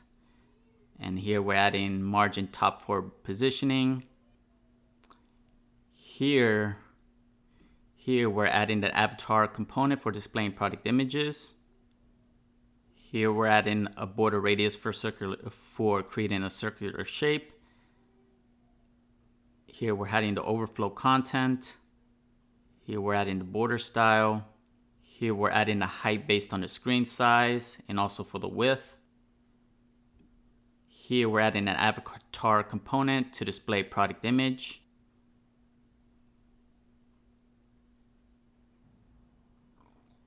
Here we're adding the height of the avatar and the width. Here we're adding the circular indicator, which is this little circular decorative item you see here. So here we're adding the border radius for the circular shape, the border style, the background color for it, width, height, top position based on the screen size, the left position based on the screen size. Here we're adding the container for the edit link. And here we have the edit link, and we're making this a link even though it's called button because we're adding this prop component of A. So this is essentially converting it into an A tag.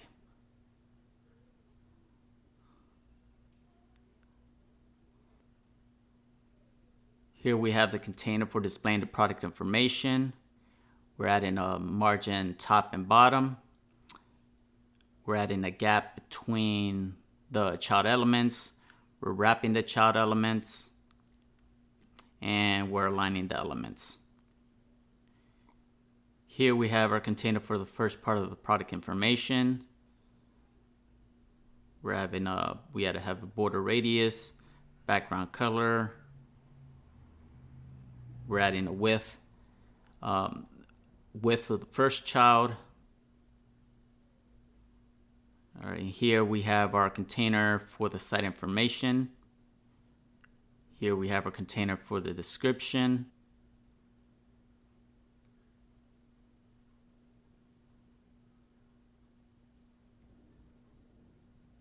Here we have our grid container for the product details. We're going ahead and mapping over an array of the product details, and for each one of these objects, we have an object with the product details. So for example, we have the label, the value, the icon, and the color that we want for these. So if we go back here and we look here, we have all this here. All right, going down the list, we make our way here where we're mapping over each one of these items and displaying it. And there you have it. All right, and then we have just a bunch of styling here. And that is the end.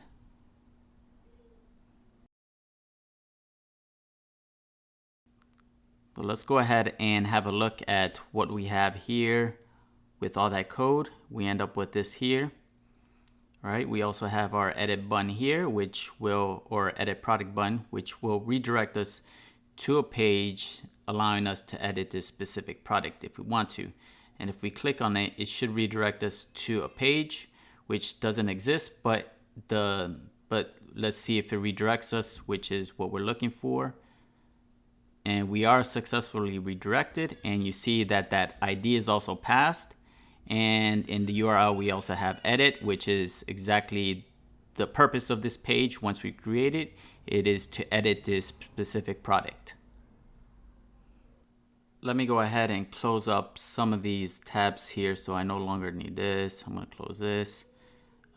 Close this. And I will come over here and I will just leave open the product view. So let me go ahead and close out these other ones.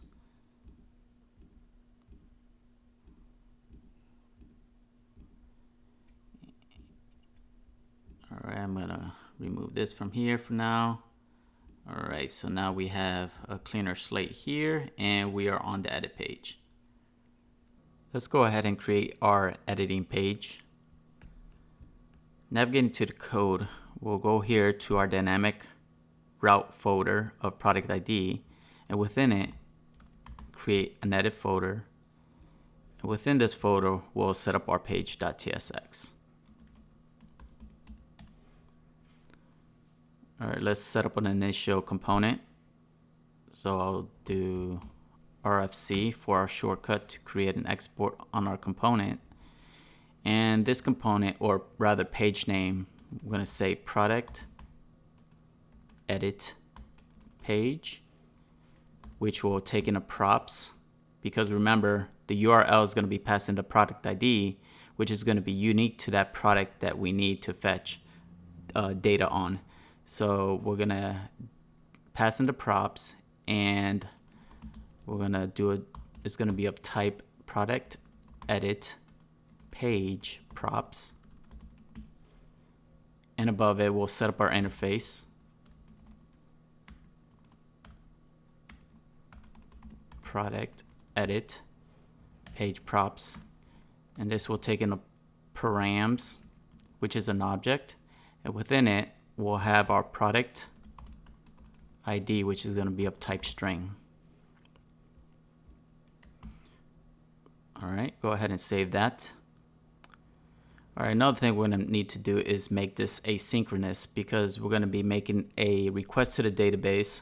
So we'll go ahead and make this asynchronous.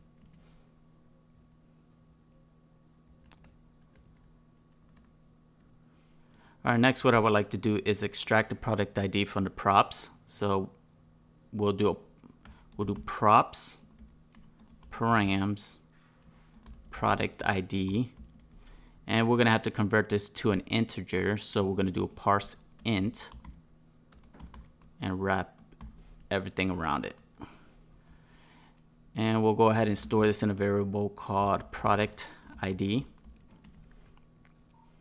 All right, so at this point we should have extracted the product ID that's arriving via the URL, and it should be stored in this variable product ID.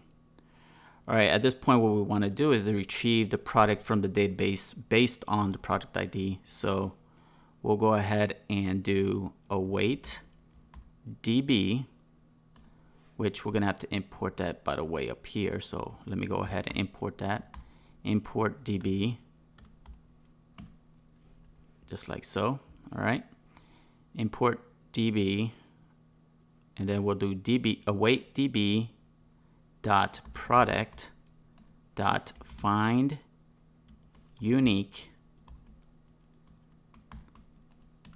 and within here we're gonna have the property of where, which is we're gonna have to specify the ID where we would like to make this query on.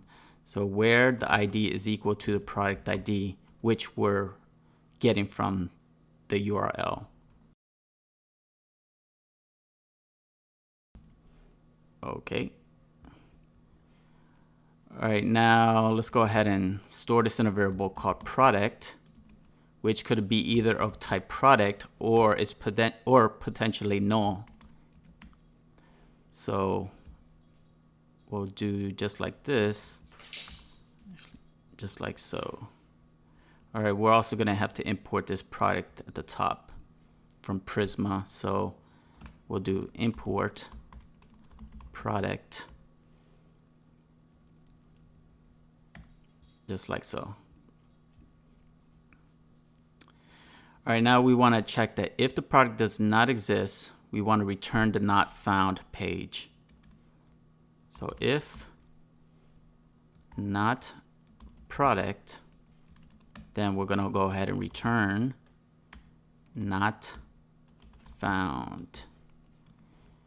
And we're going to have to import this as well. So go to the top and we'll do import not found from Next navigation. Okay, moving along, we're going to want to convert the product to a plain JavaScript object and change the price type from decimal to number. So I'll set up my variable and I'll call this object plain product.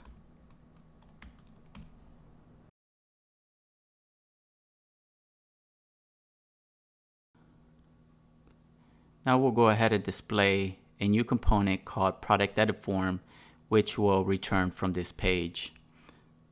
So we'll come here to the return statement and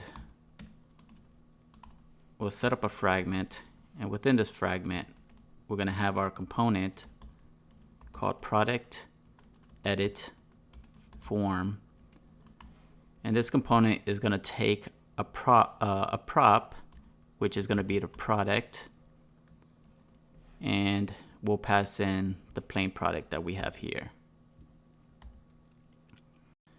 All right, next step is for us to actually create this component. So let's go ahead and do that. We'll go over to our components folder here. Let me go ahead and collapse this here. And within here, we'll do the product edit form.tsx.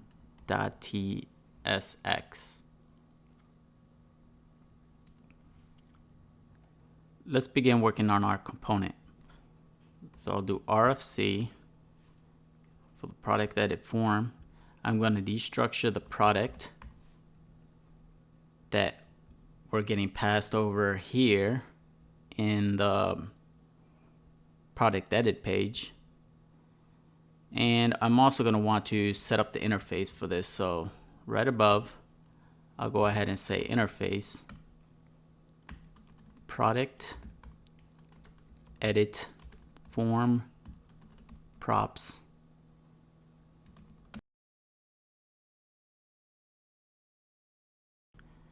Okay, now we can go ahead and set this up as type.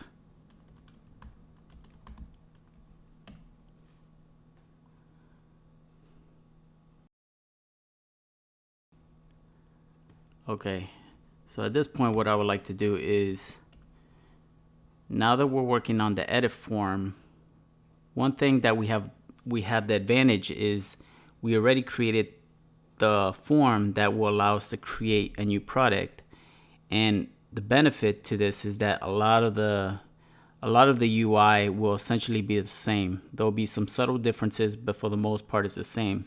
So we can go ahead and open up our product add form,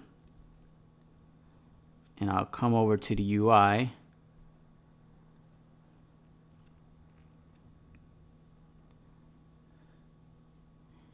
And I'll just copy this from the very end, click there, and then shift click here, so that way I can copy it, come over to our edit form, and I'll replace this, paste in here. All right. So at this point, you'll see we have some errors here because there's a lot of imports that we're going to need to make. So let's go ahead and take care of that. So we can actually go back to our add form and navigate to the top. And what we'll do is we'll copy everything except for the React and the link as far as the imports go. And I'll come over back to the edit form, navigate to the top, go ahead and paste that in. And this should reduce a large number of the errors. We still have a few, but we'll resolve them momentarily. So next, what we'll do is we're going to import use state, because we are going to be making use of state here. So let's go ahead and import that. I'll do import use state. Okay, this is also going to have to be a client component, so we'll say at the very top, use client.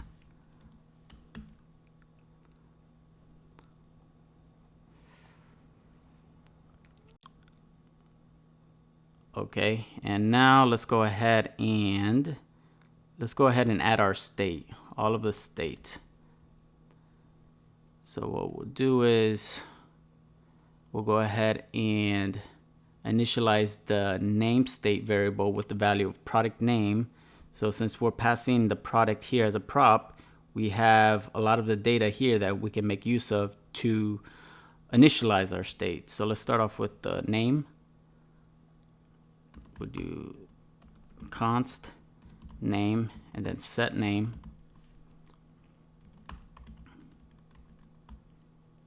Use state. This will take a string, and we're going to initialize the value product name.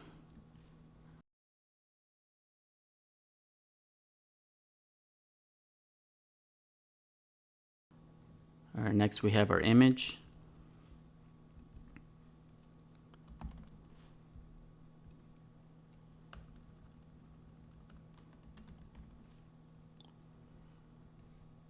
And this is going to be either a file or null. And we're going to initialize this to null.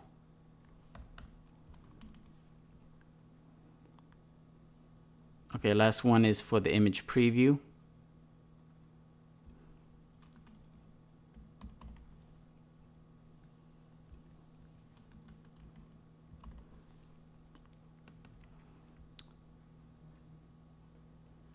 All right, and we're going to initialize this to either a string or null. Or it can take either a string or null. And we're actually going to initialize this to product dot image URL. All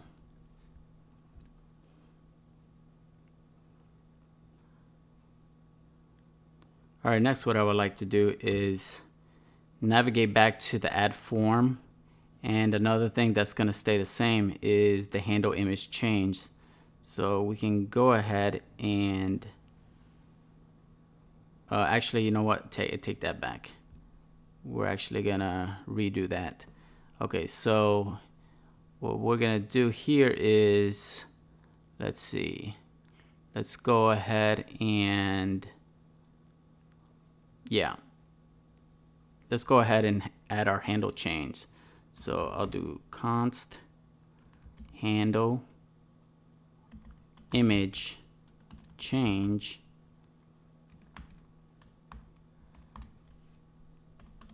is gonna get an event, which is gonna be of type React change event.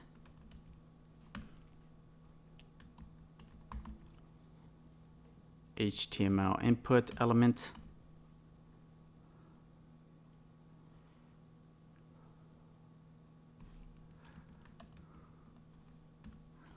All right, now we're gonna wanna extract the files from the input field. So we'll do event target files, store that in a variable called files.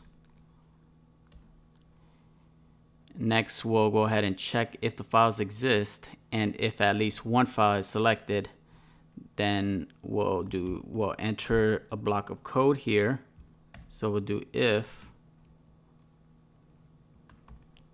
files and files dot length is greater than 0, we'll get the first selected file, and we'll do that by doing files and at the 0 index, and we'll store that in a variable called file. All right, next we'll set the selected image file to the state, and we can do that by saying set image to the file and pass the argument file. We'll now create a new file reader object to read the file, and we can do that by using the file reader. So we'll instantiate it by saying the new file reader, and we'll store that in a variable called reader. Now when the file is loaded, execute the following function by doing reader on load.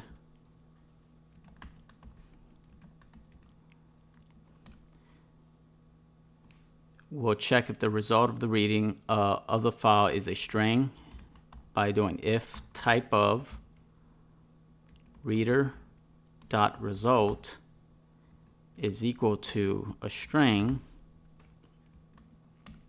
Then we'll set the image preview to the data URL of the loaded file. So we'll do set image preview, and then pass in the reader dot result.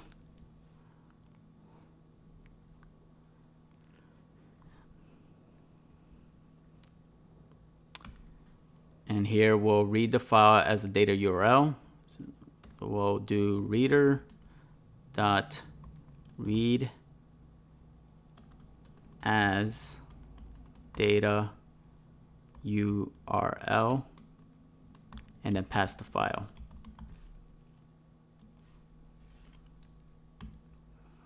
All right, so this is our handle image change here. All right, now let's go ahead and we're going to make some changes here for the value and the on change. So I guess we'll go ahead and navigate to the name field first, if we can locate it.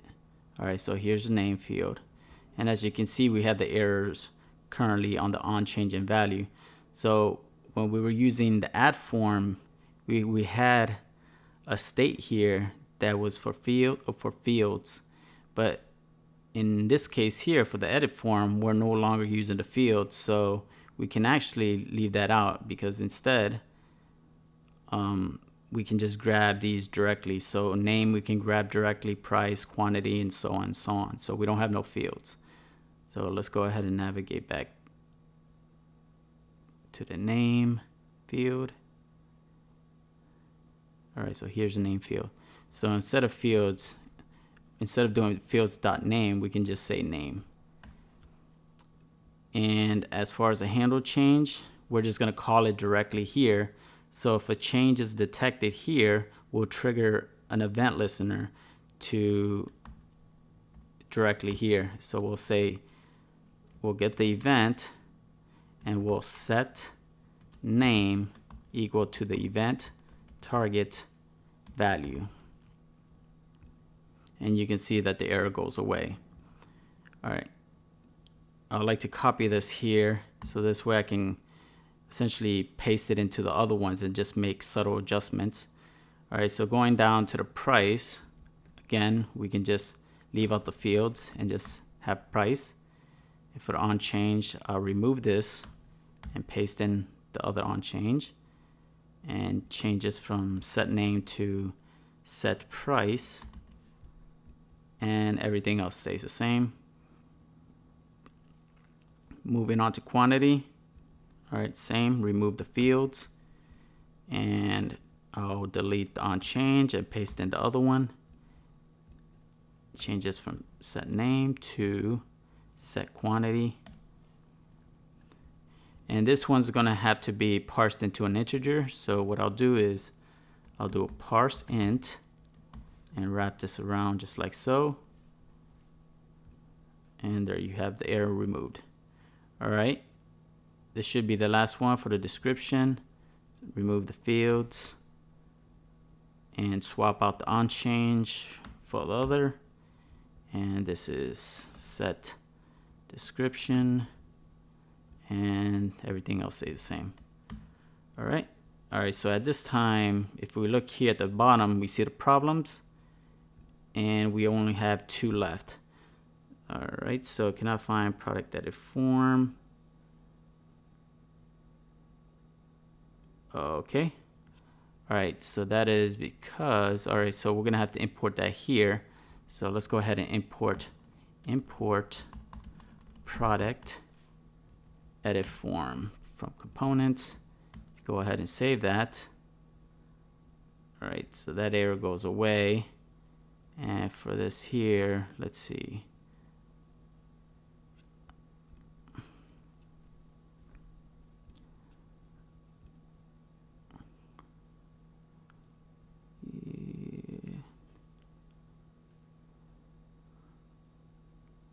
I see what the problem is.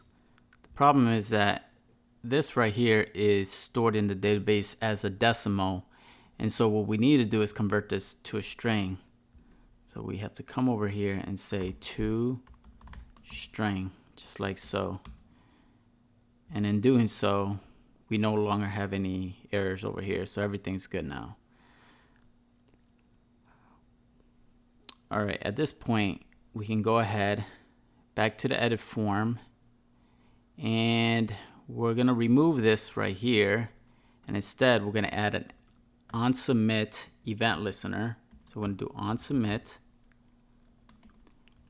and we're gonna do a handle submit. So let's go ahead and create that handle submit.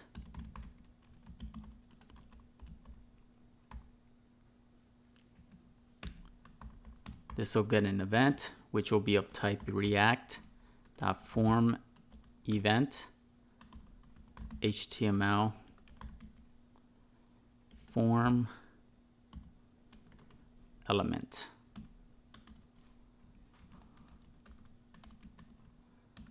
All right, first thing we're going to want to do is prevent the default form submission behavior. So we'll do event prevent default. Next, we'll create a new instance of the form data to store all the form data. So we'll do new form data.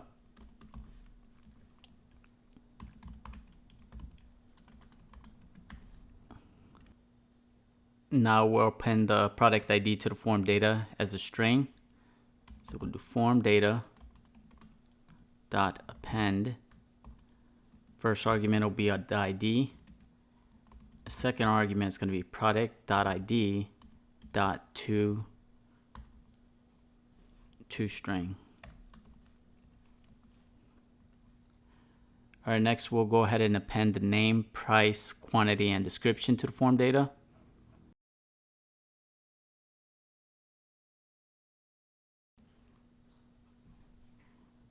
And that's that.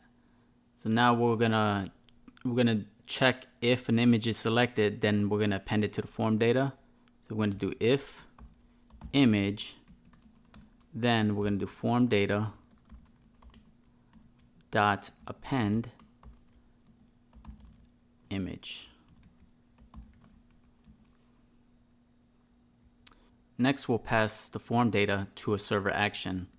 So I'm going to write a comment here, essentially like a to-do, and say actions dot product edit, which will be the name of our action function, and then we'll pass in the form data.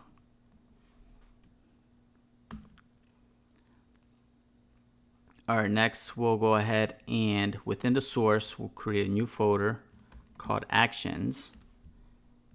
And here we'll create a file, index.ts. All right, first thing I'm going to do is do use server. And we're going to make some imports here. So I'll say import the database. Next is we're going to import Cloudinary.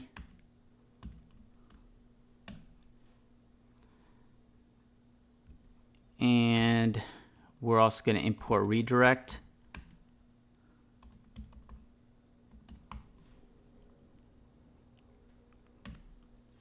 From next navigation.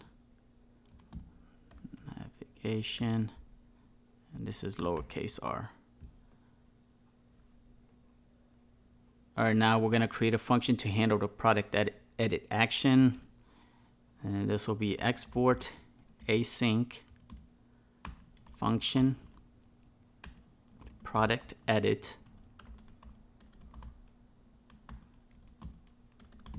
and it's getting the form data, and this is going to be of type form data.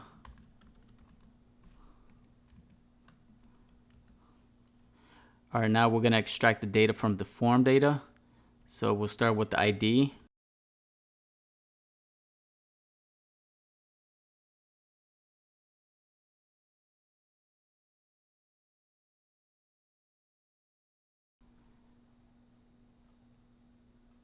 And we're going to initialize the image URL to either string or undefined. So I'll make this let image URL, and it's going to be of type string or undefined.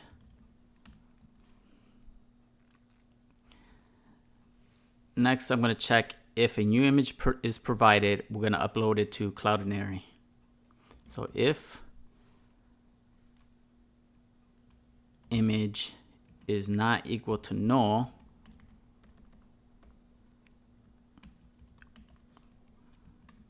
or is not equivalent to null, then we're going to enter this block of code so we can upload it to Cloudinary.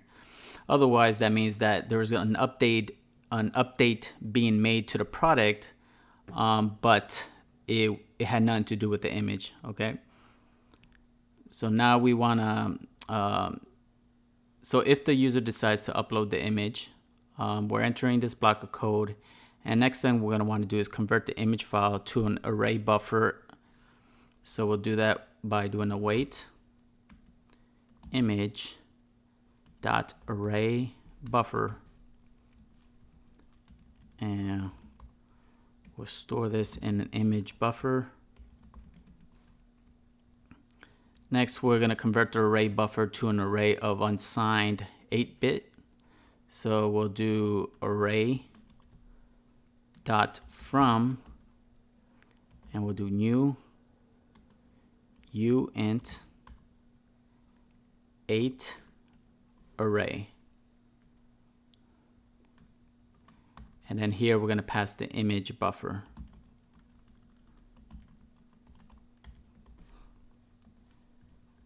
And we'll store this in a variable called image array.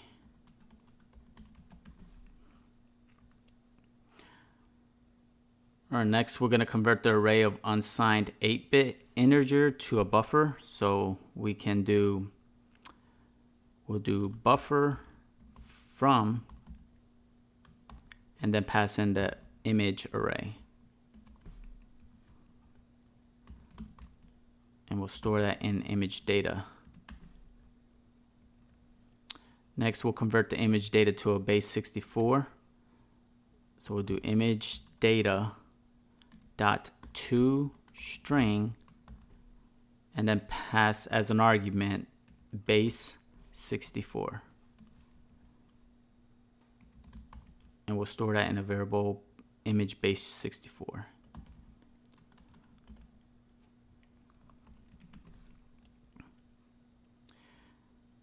At this point, we're going to want to make a request to upload to Cloudinary. So we'll do an await Cloudinary dot uploader dot upload, and then here as the first argument we're gonna do backticks. For this first argument, we're gonna do data colon image / png semicolon base 64 comma, and then here we're going to enter the image base 64. And as the second argument, we're going to pass the folder where our images are being stored within Cloudinary. So for us, it is the CRUD folder. And even if you named it something differently, just make sure that that folder name is included here. And we're gonna do folder and then the name of the folder, which is CRUD. And the result, I'll store that in a variable called result. All right, next we'll get the secure URL from Cloudinary as a response. So we'll do result dot secure URL, and that'll be stored in the image URL. All right, next we're going to fetch the current product from the database to get the existing image URL. So we'll do await dot db product dot find unique. All right, here we'll get the object. We'll pass the object, which will have where as the first prop, and we're looking for the ID that equals ID.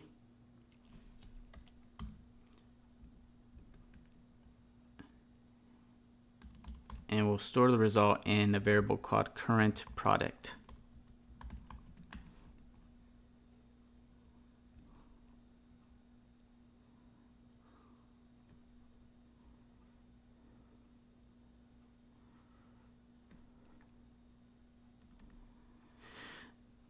All right, now we're going to run a condition here. We're going to do if current product and current product dot image URL,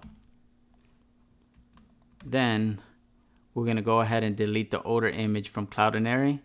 So we're going to do that by we're going to need access to the public ID that's attached to this image URL given to us from Cloudinary. So what I'm going to do is I'm going to create a function here, and we're going to call it get image public ID, and we're going to pass in the current product.image URL.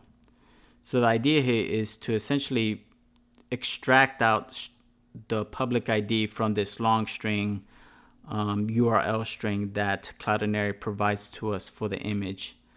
Okay, all right, and then the result of that is going to be stored in a variable called public.id. This function is going to be stored in, we're going to do it within the utils folder, and we'll name a file. We'll create a file called cloudinary.ts. All right, and within here, we're going to do, create a function here. We're going to export it called get image public ID. And this will get an image URL as an argument, which is going to be of type string, and we're going to return a string from this function. All right, so the first thing we're going to want to do here is split the image URL string by the / delimiter and store that resulting resulting part of that in an array. So we'll do image URL dot split, and then we'll split it at the /. And this will create an array here, which we'll store in a variable called parts.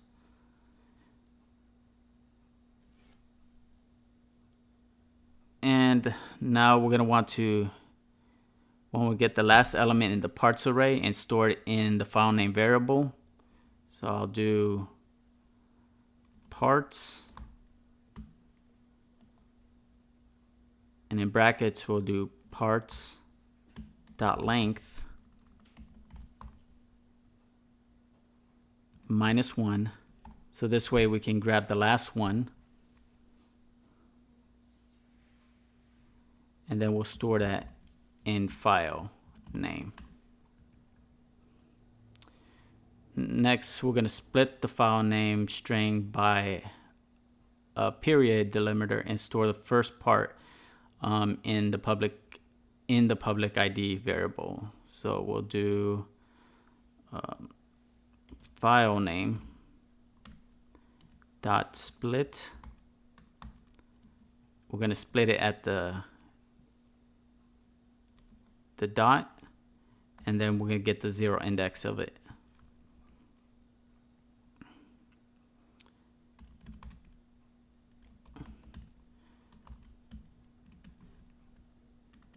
And finally, we're going to return the public ID.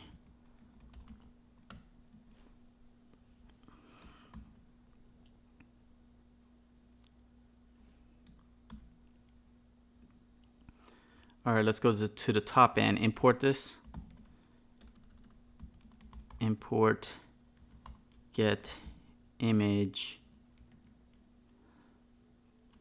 public ID from utils. All right, so let's navigate back here.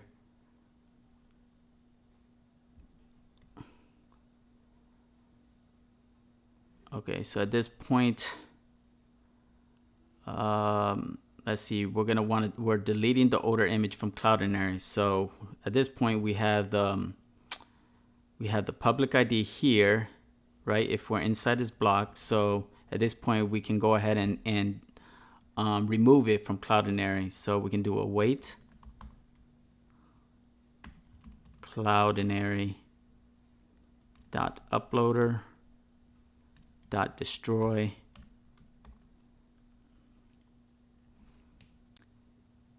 and here we'll go ahead and add backticks. Say process dot env dot cloudinary project folder, and then / the public ID.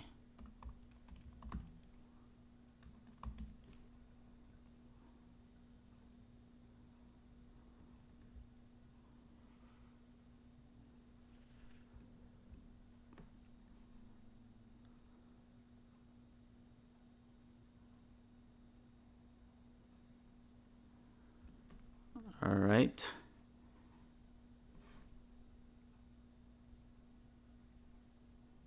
All right, so now at this point, what we'll want to do is go ahead and update the product in the database with the new data. So we'll do await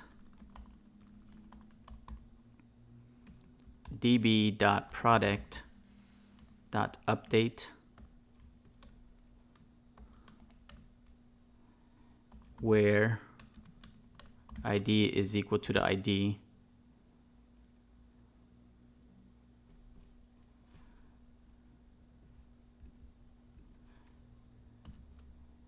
and as a second argument we're going to pass in the data that we want to update.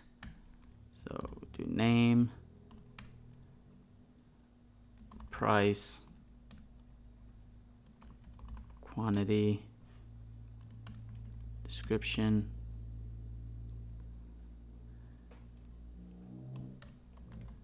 then image URL is going to be either the image URL or undefined.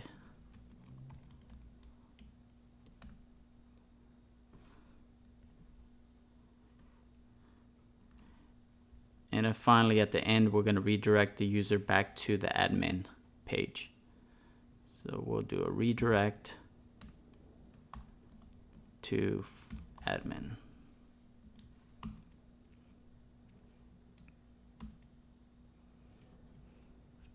Before we begin testing our edit form, let's go ahead and import our action function into the product edit form.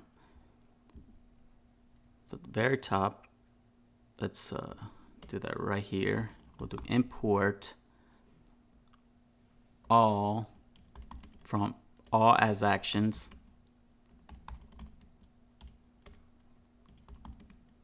from actions. Scroll down and over here let's go ahead and uncomment this action and let's go ahead and see what we have. Alright, looking at our edit page, we still have some of the UI that we pasted into this edit page. So let's make adjustments here to where instead of saying create new product, we'll say update product. And we'll make an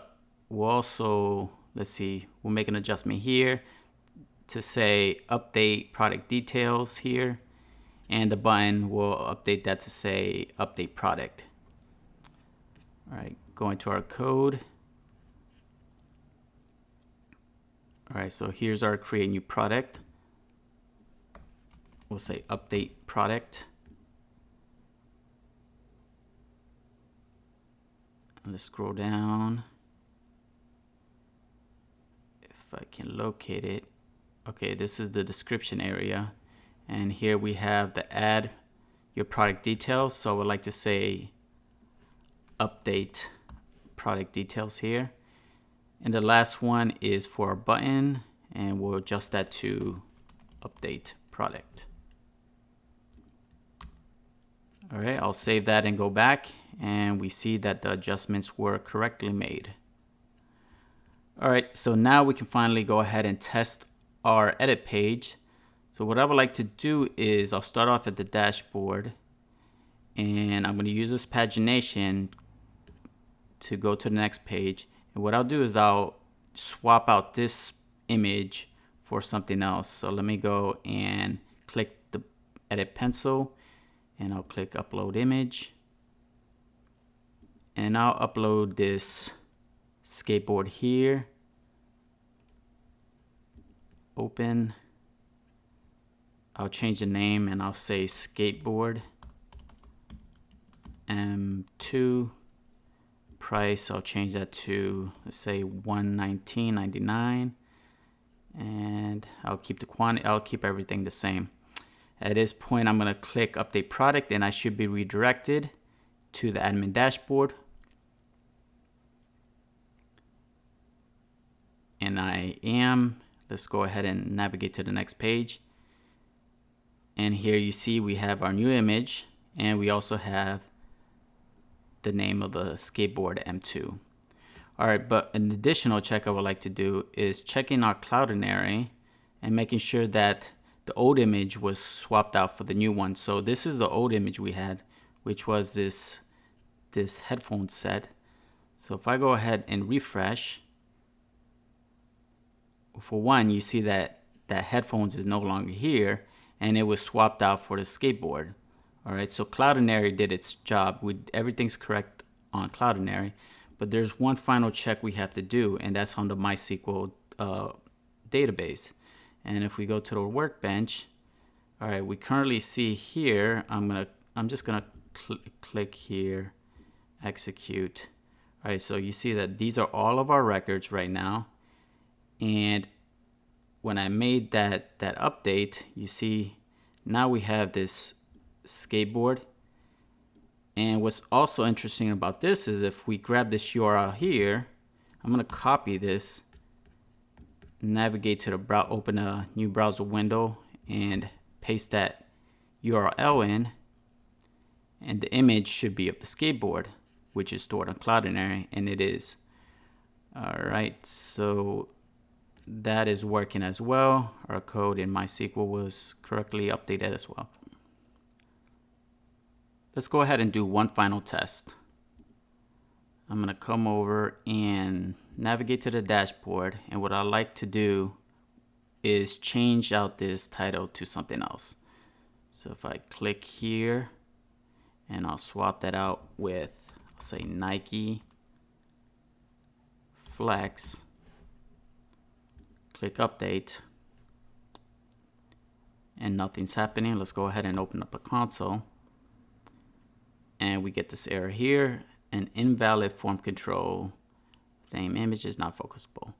Okay, so in our case, for this page here, for the edit page, we no longer need the image to be required. So what we can do is, if we locate the input for the image right over here, remember that we copied over all of our all of this form UI from the form when we were creating a new product.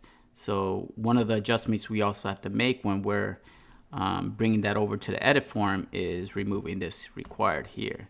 And if we do that and save, and I'm going to refresh this page and try to do the same again. So I'll go ahead and say Nike Flex and then click update. We should be redirected, and we are, and the changes were made.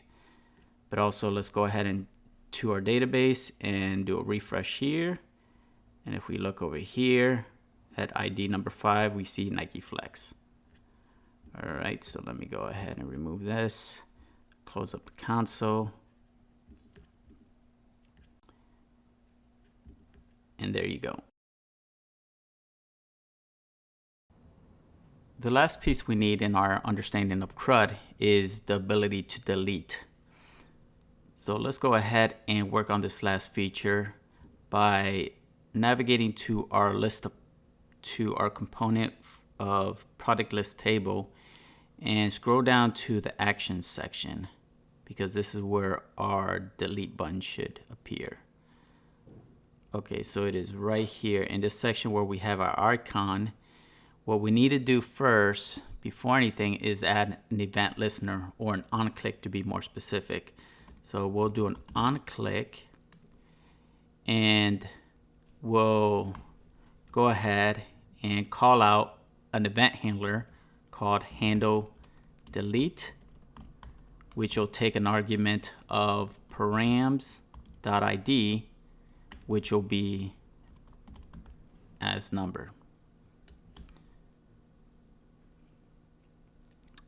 Our next step is to navigate to the top. Let's scroll to the top, and just above our variable for rows, we're going to create our handler. So handle delete,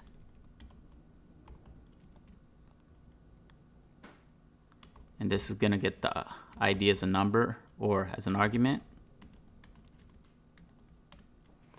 And here as a placeholder, as a to-do, we'll say that here we're going to call or execute an action function called product delete, which will get the ID as an argument.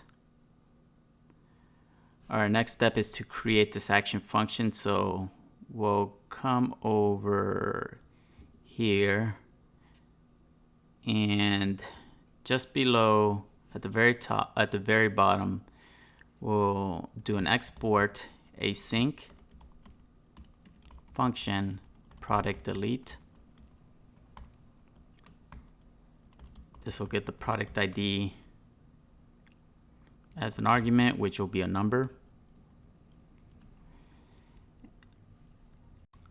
And here what I want to do is, so we don't have to repeat something that we already did earlier, we can come over to the action function for product edit and seek out the section where, starting here, where we make a request to the database to find the product based on that ID. And in addition to that, we'll also grab this condition here. So go ahead and copy these two pieces and scroll down to our product delete and paste that in.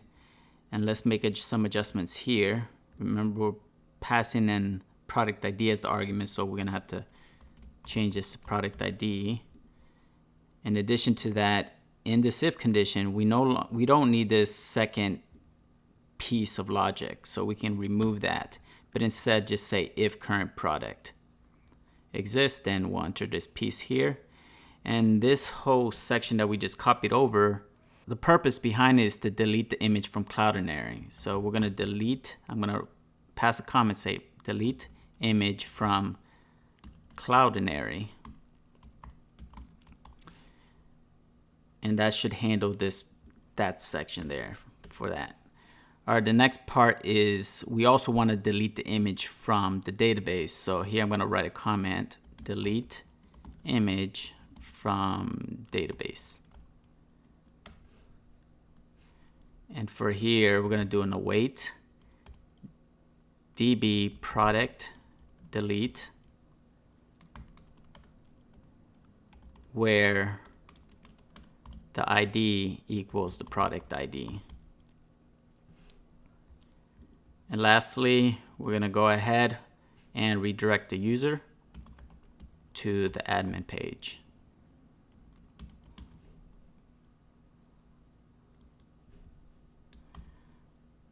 Okay, so now that we have our action function created, we'll go ahead and to our product list table component and go ahead and import those actions. So we'll do an import all as actions from at actions.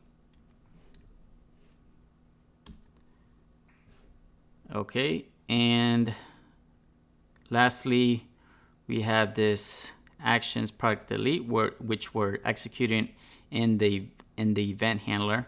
So we'll uncomment this so we can make it active, and this should take care of everything. So at this point, we can go ahead and test out our code, and I'll refresh this page just to make sure everything is updated. I will go ahead and create a new product, or the product that I intend to delete. Let's just upload any image. I'll upload this iPhone, and I'll just say iPhone. Amount, just make up anything, so $10. Quantity, I'll say 1. Description, I'll just say test. All right, so here I'll add the product. All right, let's look through our listing and we should see our new product, which we do. So now let's go ahead and check out Cloudinary to see that the image was uploaded here.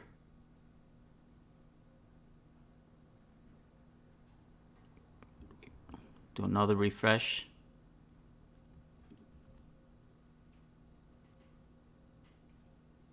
Okay, and we have the image here, but let's also check out the database. Okay, I'm gonna do a refresh here, and you see that we have a new row for our iPhone that we're using as a test. Okay, so now that we know that we have the database record here and we have the image in Cloudinary, let's go ahead and delete it as well. All right, so this will test our delete for CRUD. So I'll click. It's removed from here. So let's go back to Cloudinary, refresh to make sure that this iPhone is removed from Cloudinary. Okay, so you see it's removed. And the final test is to check our database. So we'll come over here and you see the iPhone is showing up here as a record. Let's refresh the database and it no longer exists. All right, so at this point we took care of CRUD. So we were able to create a new product. We were able to read all products and read one product. We were able to update a product and we were able to delete a product.